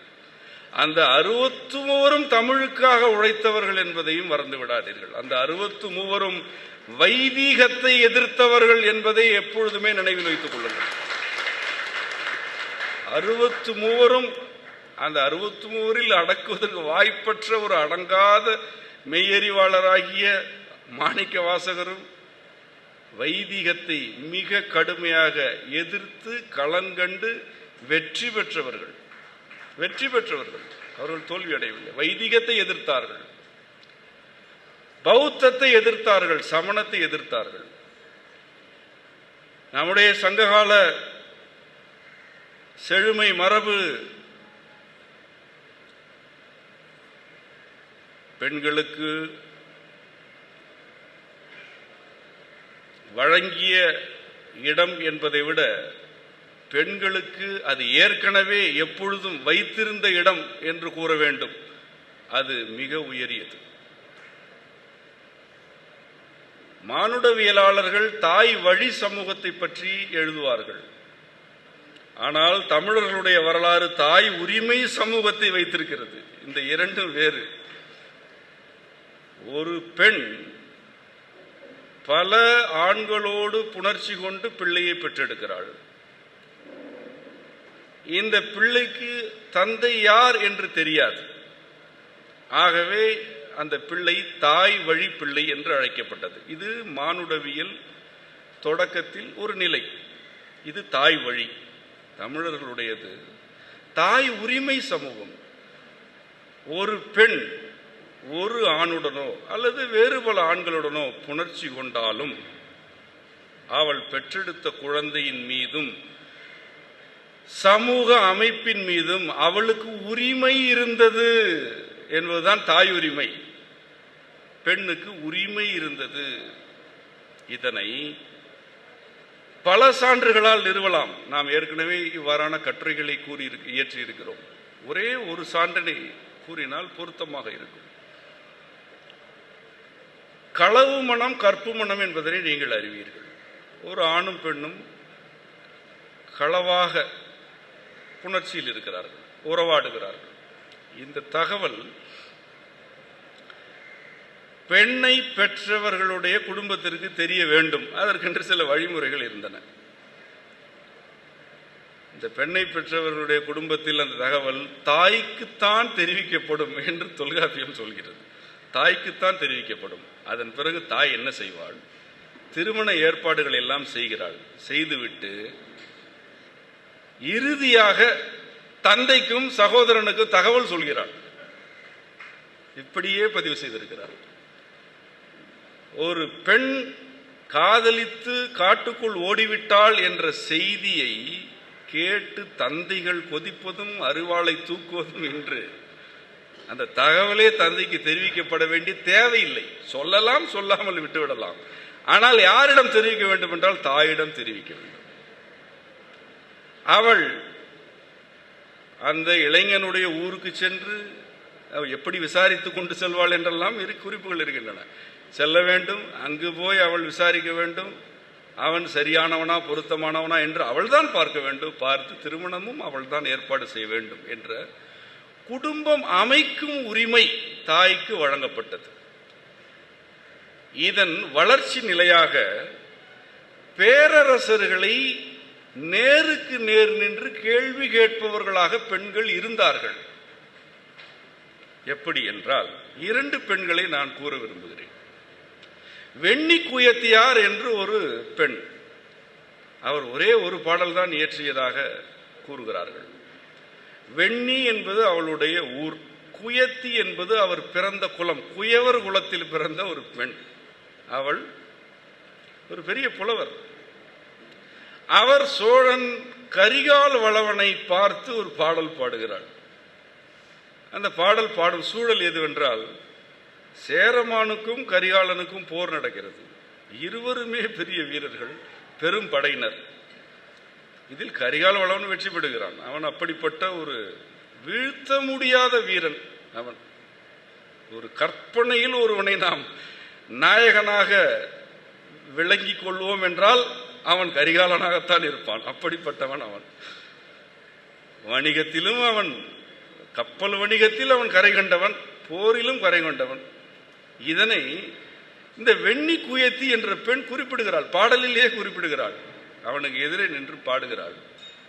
நீ யானைகளை எல்லாம் ஒரு பழக்குவித்து ஒரு பெரிய யானைப்படை வைத்திருக்கும் வீரன். உன்னுடைய கப்பற்படை என்பது ஒப்பிடுவதற்கு வாய்ப்பற்ற அளவுக்கு அருமையானது. உன்னுடைய வீரத்தை எவ்வளவுதான் வியப்பது. அந்த சேரமான் இருக்கிறானே, அவனை எதிர்த்து நீ போர் புரிந்து வென்றாய். அவனோ மிகப்பெரிய வீரன், அவனையே நீ வீழ்த்தி விட்டாய். நீ பெரிய வீரன். இங்குதான் வருகிறாள். நீ பெரிய வீரன், ஆனால் நீ நல்லவன் அல்ல. வெண்ணி குயத்தி கரிகாலனுக்கு எதிரே நின்று பாடிய பாடல். நீ வீரன், அவன் நல்லவன். நீ ஒரு நல்லவனை வீழ்த்தி இருக்கிறாய், மறந்து விடாது. நின்னிலும் நல்லன் அல்லனோ, நீ இவ்வளவு பெரிய வீரன், ஆனால் அவன் உன்னை விட நல்லவன் அல்லவா என்று ஒரு பெண், குயவர் குலத்தைச் சேர்ந்த பெண், பேரரசன் கரிகாலனுக்கு எதிரே நின்று பாடல் பாடினாள். அந்த பாடலை கரிகாலன் ஏற்றுக்கொண்டான். அவன் ஏற்கவில்லை என்றால் அது அவைக்கு வராதே. அந்த பெண்ணுடைய பாடலை அவன் ஏற்கிறான். அந்த பாடல் பாண்டியர்களுடைய சங்கத்திற்கு வருகிறது. சங்கத்தை சோழர்கள் நடத்தவில்லை, பாண்டியர்கள் நடத்துகிறார்கள். நீங்கள் படிக்கும் ஒவ்வொரு தமிழ் கழக பாடலையும் பாண்டியர்கள் தான் அரங்கேற்றினார்கள். ஆனால் அந்த ஒவ்வொரு பாடலும் பாண்டியர்களை பற்றியா கூறுகின்றது? இல்லை. ஒரு சிற்றரசனை பற்றி பாடல், அது பாண்டியன் ஏற்பான். சோழர்களுடைய பெருமை, அதையும் பாண்டியன் ஏற்பான். சேரர் பெருமை, அதை பாண்டியன் ஏற்பான். அவ்வளவு ஏன், ஒரு குயவர் வீட்டு பெண் பாடுகிறாள், அதையும் பாண்டியன் ஏற்பான். அவன்தான் தமிழின் தலைமகன். இதுவல்லவோ தமிழ் தலைமை, இதுவல்லவோ தமிழ் ஆளுமை. இதனினும் பொறையுடைமை வேறு உண்டோ? சேர மன்னன் ஒரு பெருங்கடலாக படையெடுத்து தகடூர் நோக்கி வருகிறான். தகடூர் என்றால் இன்று உள்ள தருமபுரி. அவனுடைய படை கரூரை தொட்டு, எங்கிருந்து, சேர நாட்டிலிருந்து புறப்பட்டு கொங்கு மண்டலத்தை எல்லாம் மூழ்கடித்து அவ்வளவு விரிந்த படையாக வருகிறது. கரூரை தொட்டு நாமக்கலுக்கு வந்து கொல்லிமலையை கடந்து, கொல்லிமலையிலிருந்து சேலத்தை கடந்து தகடூரை நோக்கி செல்கிறது என்றால் அந்த படையுடைய அளவு என்ன, அதனுடைய விரிவு என்ன என்று கற்பனை செய்யுங்கள். அவ்வளவு பெரிய படை வந்து நின்று அதியமானை தோற்கடித்து விட்டது. இவளோ அவ்வையோ அதியமானுடைய மிக மிக ஆழ்ந்த நெருக்கமான உறவில் இருப்பவள். என்னுடைய புலால் நாற்றமுடிக்கும் தலையை நீ வருடி விடுகிறாயே என்றெல்லாம் பாடல் பாடியவள் அவள். உன்னிடம் கொஞ்சம் கல் இருந்தால் அந்த கொஞ்சம் கல்லை எனக்கு குடித்து என்னுடைய போதையை கண்டு நீ மயங்குவாய் என்று அதியனுக்கும் தனக்கும் உள்ள உறவை பாடியவள் ஒரு பெண். அவள் ஒரு அந்தணர். அவள் அந்தணர் என்று தமிழர்களால் மதிக்கப்பட்ட பெண், இன்று மதிக்கப்படும் பெண். அந்த பெண் இந்த போரை பார்க்கிறாள். அதியமான் ஈட்டி எய்யப்பட்டு மரணம் அடைந்து போகிறாள். அவளால் ஏற்கவே முடியவில்லை. அதியமான் கொல்லப்படுவான் என்று அவள் கற்பனையே செய்யவில்லை. சேர பேரரசனும் இதனை ஏற்கவில்லை. அவனுக்கும் இது நோக்கம் அல்ல. சில சூழல்களால் அந்த போர் நடந்துவிட்டது. பல புலவர்கள் சென்று சேரனிடம் முறையிடுகிறார்கள், சண்டையிடுகிறார்கள். இப்படி நீ அதியமானை கொண்டிருக்க வேண்டாம், அவன் அவ்வளவு சிறப்பானவன், அவன் உனக்கு எதிரி அல்ல என்று சொல்கிறார்களால் நடந்துவிட்டது. இந்த சேர மன்னன் என்ன செய்கிறான், அதியமானுடைய இறுதி சடங்குகளை நானே முன்னின்று நடத்துகிறேன் என்று சொல்கிறான். இவன் தான் கொலை செய்தான். இருவருமே அவ்வளவு மோசமாக போரிட்டு கொண்டார்கள். எதிரி வீழ்ந்தான் என்று அவன் மகிழ்ச்சி அடையவில்லை. ஐயோ, ஒரு நல்லவனை, அற நெறியின்படி வாழ்ந்தவனை நான் வீழ்த்த வேண்டிய சூழல் வந்து விட்டதே என்று வருந்தி அந்த வீழ்த்தியவனே வந்து இறுதி சடங்குகளை செய்ய வருகிறான். அங்கே வருகிறாள் அவ்வை. அந்த இறுதி சடங்கு நடக்கும் இடத்திற்கு வருகிறாள். வந்து சேர மன்னனை பார்த்து பாடுகிறாள், நீ அவனுக்கு எவ்வகையிலும் எந்த சடங்கும் செய்வதற்கு பொருத்தமானவன் அல்லவே. நீ ஏன் சடங்கு செய்ய வந்தாய்? எப்பொழுது அவன் இறந்தானோ அப்பொழுதே எல்லாம் முடிந்தது. இனி இந்த எலும்பிற்கு நீ என்ன செய்ய போகிறாய்? நீ எதுவும் செய்யாதே என்று அவ்வளவு பெரிய பேரரசனுக்கு எதிரே நின்று, நீ ஏனடா எனக்கு, என்னுடைய தலைவனுக்கு சடங்கு செய்ய வந்தாய் என்று சண்டையிடுகிறாளே. இப்படி ஒரு பெண்ணுக்கு ஒரு உரிமை இன்றைக்கு உண்டா? ஓரிடத்தில் உண்டா? ஒரு பெண் சோழ பேரரசனுடைய அவைக்கு சென்று நீ நல்லவனே இல்லை என்றாள். இன்னொரு பெண்ணோ ஒரு பெருங்கடலாக படையெடுத்து வந்து நின்ற பேரரசனுக்கு எதிராக நின்று கொண்டு, இவன் என் தலைவன். அவள் பல இடங்களில் என் ஐ என்பாள். ஐ என்றால் தலைவன். என் ஐ, என் தலைவன் இவன் என்று சொல்லிவிட்டு, இவனுக்கு நீயா சடங்கு செய்வது என்று தூற்றினாள். ஐயா, இதுவல்லவா தமிழ் மரம்? இதுவல்லவா பெண்களுக்கு தமிழர்கள் வழங்கிய உரிமை? வழங்கி அல்ல, அவர்களுக்கு இருந்த உரிமை. இவையெல்லாம் வழக்கொழிந்து களப்பிரர்களிடமும் பல்லவர்களிடமும் தமிழர்கள் வீழ்ந்த பிறகு சங்ககாலம் ஒரு முடிவுக்கு வந்தது. அது முடிவுக்கு எழுந்த பொழுது தமிழர்கள் எதனை இழந்தார்கள் என்ற ஒரு கருத்தை சொல்லிவிட்டு உரையை நிறைவு செய்கிறேன். மூன்றாம் தமிழ் கழகம் வீழ்ச்சி அடையவில்லை, அது வீழ்த்தப்பட்டது. மூன்றாம் தமிழ் கழகம் வஜ்ரநந்தி என்ற ஒரு சமண முனிவனால் வீழ்த்தப்பட்டது. இதனை என்றுமே மறக்காதீர்கள், எப்பொழுதும் இதை மன்னிக்காதீர்கள். இதை மன்னிக்கவே கூடாது, மறக்கக்கூடாது, மன்னிக்க கூடாது. ஏனென்றால் அவன் ஒரு பெரும் பாவம் செய்தான். தமிழை திரமிழம் என்று அவன் எழுதினான். இதனை விட ஒரு பாவத்தை இந்த இனத்திற்கு எவனும் செய்ய முடியாது. எந்த தமிழை ஓரறிவதுவே உற்றறிவதுவே என்று உலகத்திற்கே உயிரின தோற்றத்தை பதிவு செய்த தமிழை அவன் திரமிழம் என்று எழுதினான். பெரியோரை வியக்க வேண்டியதில்லை, சிறியோரை இகழ வேண்டியதில்லை என்ற சமத்துவத்தை பாடிய தமிழை அவன் திரமிழம் என்று எழுதினான். எழுத தெரியாமலா எழுதினான்? இல்லை, வேண்டுமென்றே எழுதினான். களப்பிரர்களுடைய ஆட்சியில் இருந்த ஒரு முனிவன் அவன். களப்பிரர்கள் தமிழர்களை அழிக்க வேண்டும் என்பதற்காகவே வந்தவர்கள். அவர்கள்தான் இங்கே வைதிக பிராமணர்களை பெரும் எண்ணிக்கையில் குடியமர்த்தினார்கள். இவற்றிற்கெல்லாம் பூலான்குறிச்சி கல்வெட்டு சான்றுகள் இருக்கின்றன, எண்ணற்ற சான்றுகள் இருக்கின்றன. பல்லவர்கள் தங்களை பரத்வாஜ கோத்திரத்தார் என்று அழைத்துக் கொண்டவர்கள். ஆரிய பிராமணர்களில் உயர்குலம் என்று கருதப்படுவதுதான் பரத்வாஜ கோத்திரம்.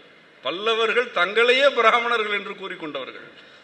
இப்படிப்பட்டவர்கள் ஆட்சியில் தமிழ் திரமிழ என்று எழுதப்பட்டது. அது எழுதப்பட்டது மட்டுமா? அதில் திரமிழ சங்கம் என்று அவன் சொன்னான்.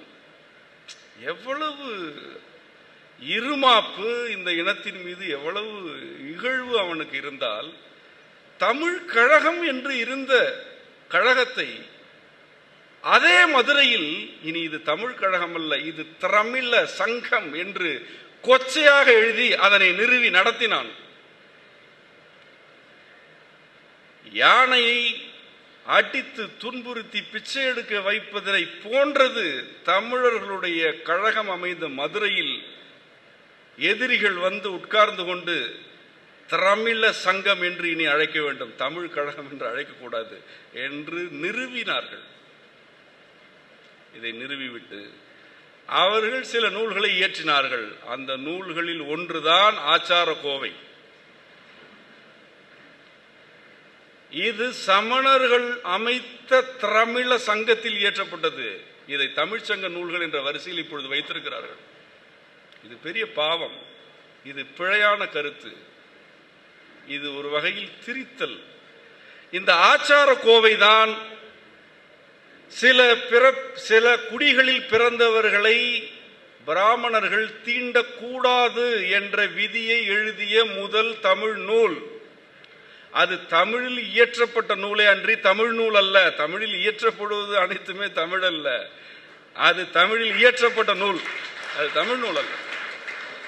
தமிழர்களுடைய அறம் இல்லை, நெறி இல்லை, எல்லா உயிர்களுக்கும் சேர்த்து கருப்பொருள் வகுத்த அந்த நோக்கு இல்லை, எதுவுமே இல்லையே. நாங்கள் மரத்தை கூட கருப்பொருள் என்றோமே, நீ ஒரு மனிதனை தீண்டக்கூடாது என்றல்லவா கூறுகிறாய்? இதனைத்தானே நீ ஆச்சாரம் என்றாய். ஆச்சாரம் என்ற சொல் இன்றைக்கும் யாரிடம் இருக்கிறது? எதற்காக இருக்கிறது? அதற்காகத்தானே இருக்கிறது. இந்த ஆச்சாரங்கள் எல்லாம் ஒரு கோவையாக தொகுத்த நூலுக்கு பேர் ஆச்சார கோவை. இந்த நூலை அரங்கேற்றியதுதான் இன்றைக்கு திராவிடம் என்று சொல்லப்படக்கூடிய திரமிழ சங்கம். நீங்கள் திராவிடம் என்ற சொல்லை அங்கிருந்து தானே எடுக்கிறீர்கள். நான் அங்கு வந்து உங்களை கேட்கிறேன், இங்கே என்ன எழுதி வைத்திருக்கிறாய்? உன்னுடைய ஆதி திரமிழ சங்கத்தில் இருக்கிறது என்பதைத்தானே சொல்கிறாய். உன் திரமிழ சங்கம் தீண்டாமையை வலியுறுத்திய முதல் நூலாயிற்றே தமிழில்.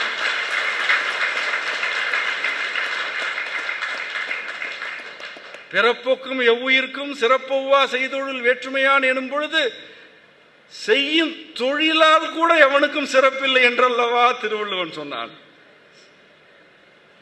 செய்யும் தொழிலால் கூட எவரும் சிறப்பு இல்லை என்று சொன்னானே. அந்தணர்களுக்கு 60 ஒழுங்குகள் வகுக்கப்பட்ட பொழுது ஓத வேண்டும், நீ மட்டும் வைத்துக் கொள்ளக்கூடாது, ஓது விக்க வேண்டும். ஓதல் ஓதுவித்தல். உனக்கு ஒன்று புரிந்துவிட்டது, விளங்கிவிட்டது என்றால் அதை கற்றுக்கொடு, ஓதுவிப்பாய். வேட்டல் வேட்டல் செய்ய வேண்டும். அதாவது இது வேண்டும், வாழ்க்கை வேண்டும், மழை வேண்டும் என்று வேண்டு, இறையிடம் வேண்டு. அதுதான் வேட்டல். நீ மட்டும் வேண்டிக் கொண்டிருந்தால் நீ ஒரு அதிகாரமாகி விடுவாய். எப்படி வேண்ட வேண்டும் என்று பிறருக்கு கற்றுக்கொடு. அதுதான் வேட்பித்தல். உன்னிடம் இல்லை என்றால் வாங்கு, ஏற்றுக்கொள். அரசர்களிடம் ஏற்றுக்கொள், குறுநில மன்னர்களிடம் ஏற்றுக்கொள், செல்வந்தர்களிடம் கேட்டு வாங்கு. வேண்டும் என கேள். ஒரு அந்தணன் தனக்கு வேண்டும் என்று கேட்க வேண்டும். அவன் கண்ணியம் பார்க்க கூடாது. ஏனென்றால் அந்தணன் எனப்படுபவன் அறத்தை கற்பிக்க வந்தவன். அவன் பெருமை பார்க்க கூடாது. என்னிடம் உணவில்லை, பசிக்கிறது என்று கேள், அகந்தையை தூக்கி வைத்து விட்டு போ. இதுதான் உனக்கும் பிறருக்கும் உள்ள வேறுபாடு. இப்படி நீ போய் கேள். உன்னிடம் நிறைய சேர்ந்து விட்டால் நீ வைத்துக் கொள்ளக்கூடாது. அதை ஈதல் என்ற 6வது ஒழுக்கத்தால் நிறைவேற்றிவிடு. வாங்கு, ஆனால் கொடுத்து விடு. ஓது, அதையும் கற்றுக் கொடுத்து விடு. வேண்டு, அதையும் கற்றுக் கொடுத்து விடு. இறுதியில் உன்னிடம் எதுவும் இருக்கக்கூடாது. இவன் தானே அந்தணன், இவன்தான் கபிலன். இந்த அந்தணர் வழியில் வந்தவள் தான் அவ்வை. இவள் தான் வெண்ணி குயத்தி. இந்த அந்தணர்கள் வாழ்ந்த தமிழ் கழகம் வச்சிரநந்தி என்பவனுடைய அடிமை தலைக்கு ஆட்பட்ட பிறகு ஆச்சார கோவை அல்லவா அரங்கேற்றியது. இதனைத்தானே சமணம் செய்தது. இது சமண முனிவனுடைய பணி அல்லவா? அது சமண நூல் அல்லவா? உங்களை பொறுத்தவரை, என்னை பொறுத்தவரை அது சமண நூல் தான். சமணம் தலையை மழித்துக் கொள்ள சொன்னது, உடலை துன்புறுத்திக் கொள்ள சொன்னது. பெண்ணை தொடுதல் புனிதத்திற்கு குறைவு என்று சமணம் சொன்னது. உண்டா இல்லையா? அதனால் தானே பிரம்மச்சரியத்தை கடைபிடிக்கிறீர்கள். ஆரிய பிராமணிய வைதிகத்திற்கும் சமணத்திற்கும் உள்ள ஒற்றுமைகளை பட்டியலிட்டால் 1000 பக்கங்கள் எழுதலாம். ஆனால் நீங்கள் 2 வேறு வேறு என்று கதை கட்டுவீர்கள். எவ்வளவு ஒற்றுமை! கர்மத்தை 2ம் ஏற்றுக்கொண்டது. 2மே இறை மறுப்பு கொள்கைகள்.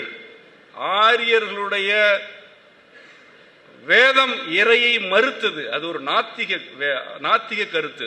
அது இறை மறுப்பு. சமணம் நாத்திக சமயம். இந்த சமணம் தலையெடுத்த பிறகுதான் தமிழில் இயற்றப்பட்ட காப்பியங்களில் மறுபிறவி கதைகள் வந்தன. ஒப்பிட்டு பாருங்கள். 4000க்கு மேற்பட்ட தமிழ் கழக பாடல்களில் இவன் சேரன் செங்குட்டுவன், இவனுக்கு முற்பிறப்பு இது என்று ஏதாவது இருக்கிறதா? கரிகால் பெருவளத்தான் முந்தைய பிறவியில் புண்ணியம் செய்தான் என்று இருக்கிறதா? மறுபிறவியே இல்லையே நமக்கு. மறுபிறவி நாம் வேறு வகையில் சொன்னோம். அது இந்த அரங்கிற்கு பொருத்தமற்றது. கர்மத்தின் அடிப்படையில் மறுபிறவி தமிழர்களிடம் இல்லை. சமணத்திற்கு இருந்தது, பௌத்தத்திற்கும் இருந்தது. இந்த 2மே பிறவி கதைகளை கூறின. வளையாபதி, குண்டலகேசி இவையெல்லாம் என்ன? இவையெல்லாம் குப்பைகள். சிலப்பதிகாரத்தில் இருக்கும் மாண்பு வளையாபதியில் உண்டா? குண்டலகேசியில் உண்ட கதை, கட்டுக்கதை. சமணர்களும் பௌத்தர்களும் படைத்த இலக்கியங்கள். ஆச்சார கோவை சமணர் படைத்த இலக்கியம். சமணர்கள் பள்ளிகளை திறந்தார்கள். ஆம், யாருக்கு திறந்தார்கள் அதை சொல். எதை கற்பித்தார்கள் அதையும் சொல். இந்த சமணத்தை தானே கற்பித்தார்கள். நம்முடைய ஆய்வறிஞர் மயிலையார் அற்புதமாக குறிப்பிட்டார். களப்பிரர் காலத்தில் தொல்காப்பியத்தை தடை செய்தார்கள் என்று குறிப்பிட்டார். சான்றுகளோடு குறிப்பிட்டிருக்கிறார். எல்லாம் மறந்து விடாதீர்கள். சமணர்களும் பௌத்தர்களும் தொல்காப்பியத்தை தடை செய்து வைத்திருந்தார்கள். குறிப்பாக களப்பிரர்கள் தடை செய்தார்கள். அப்பொழுதுதான் இறையனார் அகப்பொருள் இறை நக்கீரனாரால் எழுதப்பட்டது. அதுதான் தமிழ் கழக வரலாற்றை பதிவு செய்தது. இந்த உரையிலிருந்து சாரமாக நாம் கூற விரும்பும் கருத்து, தமிழர்களுடைய வாழ்வியல் என்பது ஆழமான மெய்யியலிலிருந்து எழுந்த ஒரு கிளை. தமிழர்களுடைய மெய்யியல் ஆழ்ந்த இறையியலில் இருந்து எழுந்த ஒரு கிளை. நாம் சமயவாதிகளாக சங்க காலத்தில் இருக்கவில்லை. ஏனென்றால் ஒரு சமூகமே மெய்யியல் கொள்கையின்படி வாழும் பொழுது அதனை நெறிப்படுத்துவதற்கு தமிழ் ஆளுமைகள் இருக்கும் பொழுது சமயங்கள் தேவையில்லை, நிச்சயமாக தேவையில்லை. இறை உண்டா இல்லையா என்று எவரும் கேள்வி எழுப்பலாம், சிந்திக்கலாம், சிந்தனையில் விடை காணலாம். இருக்கிறது என்றும் கூறலாம், இல்லை என்றும் கூறலாம். இவை எல்லாமே மெய்யியலின் அங்கங்கள் தான். மெய்யை தேடுவதுதானே மெய்யியல்.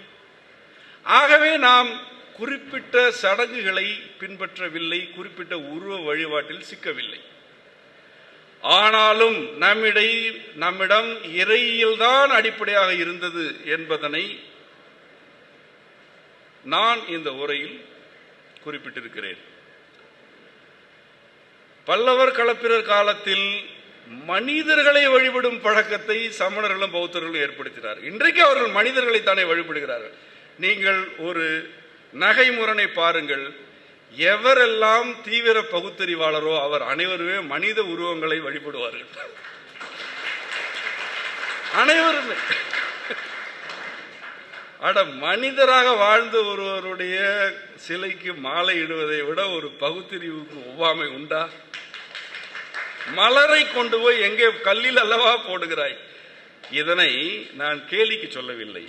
நட்டகல்லும் பேசுமோ நாதன் உள்ளிருக்கையில் என்று லிங்க திருமேனியை வழிபடுவதே தவறு என்று கூறியவன் எங்களுடைய சித்தன். அவன் அதையே கேட்கிறான். சிவவாக்கியன் அவன் சொல்கிறான், லிங்கத்தை என்னடா வழங்குகிறாய், நாதன் உள்ளே இருக்கிறானேடா என்றான். ஆனால் உனக்கு கல்லில் தான் எதுவும் இல்லை என்கிறாய், ஏன் கல்லுக்கு மாலை மலர், ஒரு மலரை வெயிலில் போடுகிறாயே? இது ஒருவர் அல்ல, இருவர் அல்ல. பௌத்தர்கள் புத்தர் என்ற மனிதரைத்தானே வணங்குகிறார்கள். சமணர்கள் அவர்களுடைய ஒரு தலைவரைத்தானே வணங்குகிறார்கள். ஆனால் இவர்கள் அனைவருமே புனிதத்திற்கு எதிரானதாக இருப்பதாக சொல்லிக் கொண்டே இருப்பார்கள். நம்முடைய மரபு இந்த போலித்தனங்களை எல்லாம் அப்புறப்படுத்திவிட்டது. 63 கூட வீதிகளில் நாம் சிலை வைக்கவில்லை, ஆலயங்களில் மட்டும்தான் வைத்தோம். இதில் உடன்படுபவர்களுக்கு இவர்கள் தெய்வங்கள், உடன்படாதவர்களுக்கு இவர்களை பார்க்க வேண்டிய தேவையில்லை. இது எவ்வளவு பெரிய விடுதலை கொள்கை இது! வீதிக்கு வீதியா 63 சிலையை வைத்தோம். வீதிக்கு வீதி கோயில் கட்டுவது தமிழர்களுடைய மரபே அல்ல. எந்த கோயிலாக இருந்தாலும் நம்முடைய இறை கூட்டம் சேர்ப்பதல்ல. வந்தால் வா, வராவிட்டால் போ. இதுதான் சிவம். நீ ஏற்பதால் நான் இருக்கவில்லை, நீ மறுப்பதால் நான் ஒழிவதில்லை. இதுதான் தமிழ்.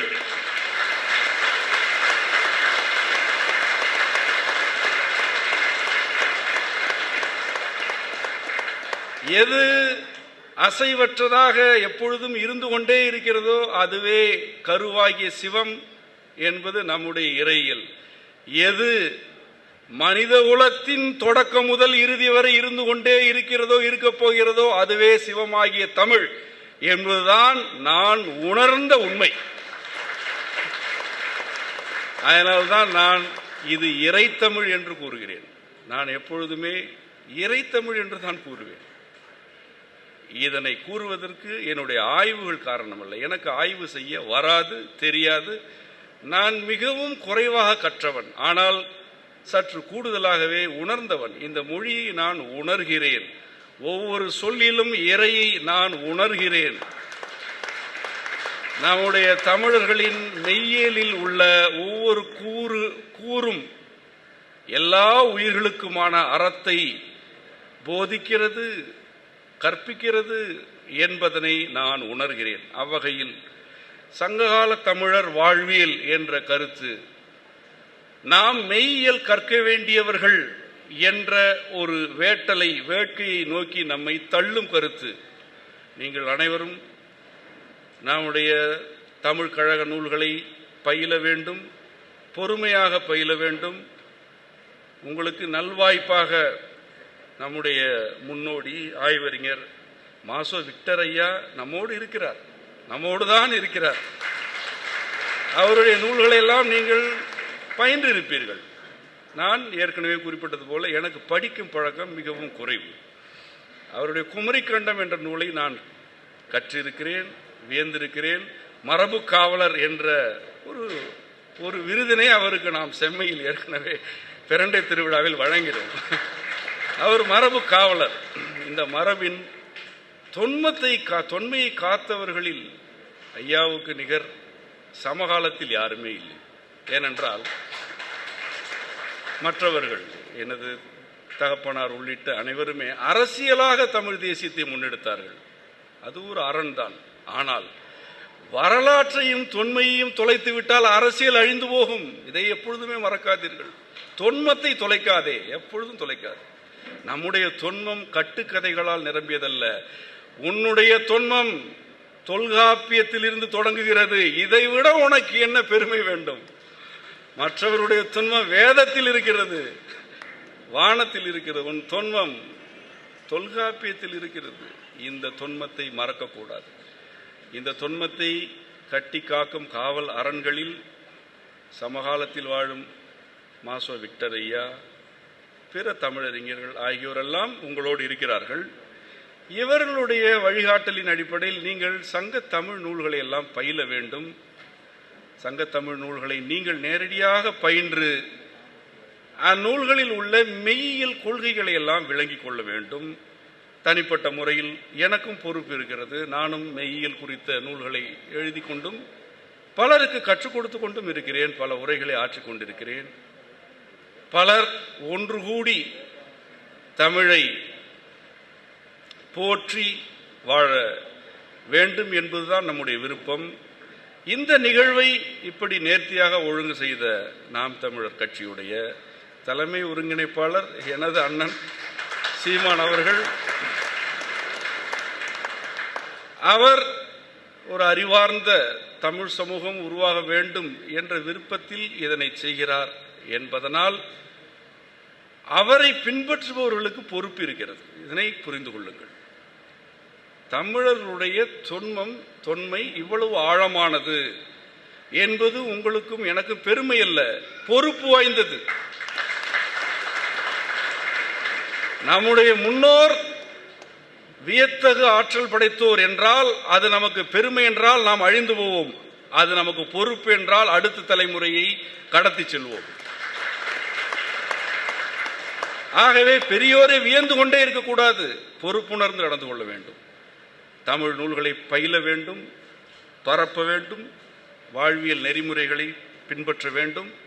இறுதியாக இந்த நிகழ்வில் எனக்கு வழங்கப்பட்ட பணி இந்த கருத்தரங்கை தொடங்கி வைப்பது. இந்த கருத்தரங்கின் தலைப்பில் எனக்கு உடன்பாடு இல்லை என்பதை ஏற்கனவே கூறிவிட்டேன். திராவிடரா தமிழரா என்ற கேள்வியில் எனக்கு எப்படி உடன்பாடு இருக்கும்? இந்த உரையை கேட்டிருப்பீர்கள். எனக்கு கேள்வி எழுமா, நான் தமிழரா இல்லையா என்பதில் எனக்கு கேள்வி எழுமா? எப்படி எழும்? எப்படி உங்களுக்குத்தான் இந்த கேள்வி எப்படி எழுந்தது என்று எனக்கு தெரியவில்லை. இந்த உலகமே ஒன்று கூடி நின்று நீ தமிழனா திராவிடனா என்று கேட்டாலும் அந்த உலகத்தையும் பார்த்து நான் நகைத்து விட்டு செல்வேனே என்று ஒரு வார்த்தை என்னிடமிருந்து வராது.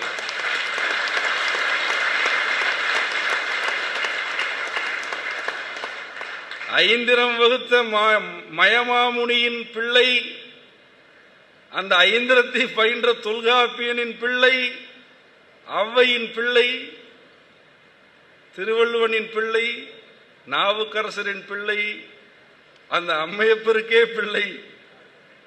தமிழராணி என்று கேட்டால் நகைக்குமா சினம் கொள்ளுமா? அது நகைப்புக்குரிய ஒரு கேள்வி. இதனை பெரிதாக எடுத்துக் கொள்ளாதீர்கள். நாம் செய்ய வேண்டியது தமிழர்களுடைய மெய்யியலை தமிழகத்தில் நிலவ செய்தலும் நிறுவுதலும், இவர்களுக்கு பதில் சொல்வதல்ல. நீ யார்? நீ ஒரு பேரரசனை எதிர்த்து நின்று பேசிய பெண்ணின் வாரிசு. நீ யாரிடம் எதிர்த்து கொண்டிருக்க? நீ யாரை எதிர்த்து நிற்கிறாய்? அவர்களெல்லாம் உன்னுடைய மனக்கண்ணில் கொண்டு வந்து நிறுத்து. நம்முடைய வெண்ணி குயத்தி கரிகாலனை எதிர்த்தவள் நீ எதிர்க்கிறாயே, இவர்களெல்லாம் உன் கால் தூசுக்கு கூட பெருமானமற்றவர்களாயிற்று.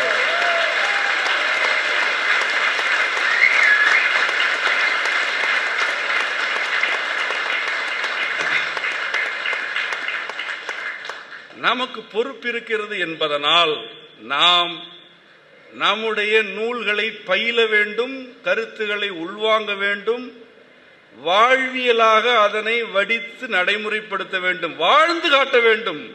வாழ்ந்து காட்டினால் நீ வீழ மாட்டாய், பேசிக் கொண்டிருந்தால் உன்னை வென்று விடுவான். வாழ்ந்து காட்டு. என்னை நன்றாய் இறைவன் செய்தான், தன்னை நன்றாய் தமிழ் செய்யுமாறே என்ற மந்திரத்தை இயற்றுகையிலேயே அந்த மந்திரத்தில் உள்ள அறிவியல், நுண்ணியல், வாழ்வியல் கொள்கைகள் அனைத்தும் சேர்ந்த ஒரு தொகுப்பிற்குத்தான் தமிழ் என்று பெயர் என்று திருமூலர் கூறியிருக்கிறார். திருமந்திரம் 3000 மந்திரங்களில் அறிவியலை, நுட்பவியலை, உளவியலை, உடலியலை, இன்னும் பல இயல்களை கூறுகிறது.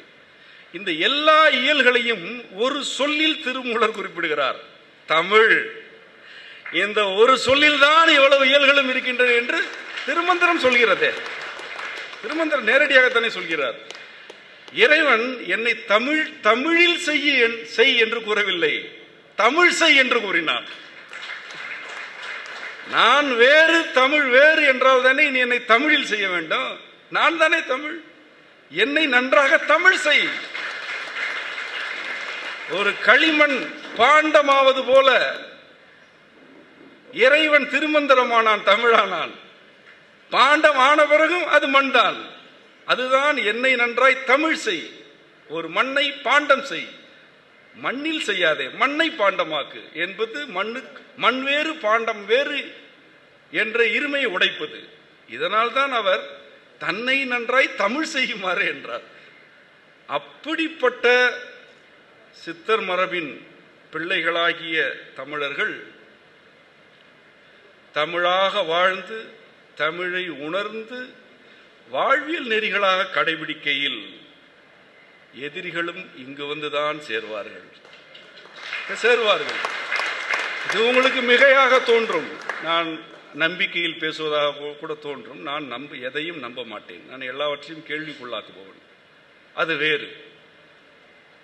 கடந்த காலத்தில் நம்மை எதிர்த்தவர்கள் 2 நிலைகளுக்கு ஆளாகி இருக்கிறார்கள். ஒன்று, இந்த தேசத்தில் இருந்து துரத்தப்பட்டவர்கள், இது ஒன்று. இரண்டாவது, நம்மோடு கலந்தவர்கள். இந்த இரண்டாவதாக மாறப்போகின்றவர்கள் தான் இப்பொழுது பேசிக் கொண்டிருக்கிறார்கள். இதில் நமக்கு என்ன பொறுப்பு இருக்கிறது என்றால், இவ்வாறு கலப்போர் தம்முடைய வழக்காறுகளையும் தம்முடைய கொள்கைகளையும் நம்மிடையே சில நம்பிக்கைகள் வழியாக பரப்பி நிலைபெற செய்து விட்டார்கள். இதனைத்தான் நாம் கண்டறிந்து களைய வேண்டும். ஆரிய வைதிகத்தின் கூறுகள் தமிழகத்தில் இருப்பது இப்படித்தான். நம்மோடு கலந்து தங்களுடைய கருத்துக்களை நிலைநாட்டி விட்டார்கள். அவற்றை களைய வேண்டும். தமிழ் களையும், தமிழர்கள் களைவார்கள். அந்த மனிதர்களை அல்ல, அந்த கருத்துக்களை. இப்பொழுது உள்ளவர்கள் நீங்கள் அல்ல, நாம் தெளிவாக தமிழர்களாய் தமிழாய் வினையாற்றினால் இப்பொழுது உள்ளவர்கள் நம்மோடு கலப்பதற்கு விண்ணப்பிப்பார்கள். அப்பொழுதும் கூட அவர்களுடைய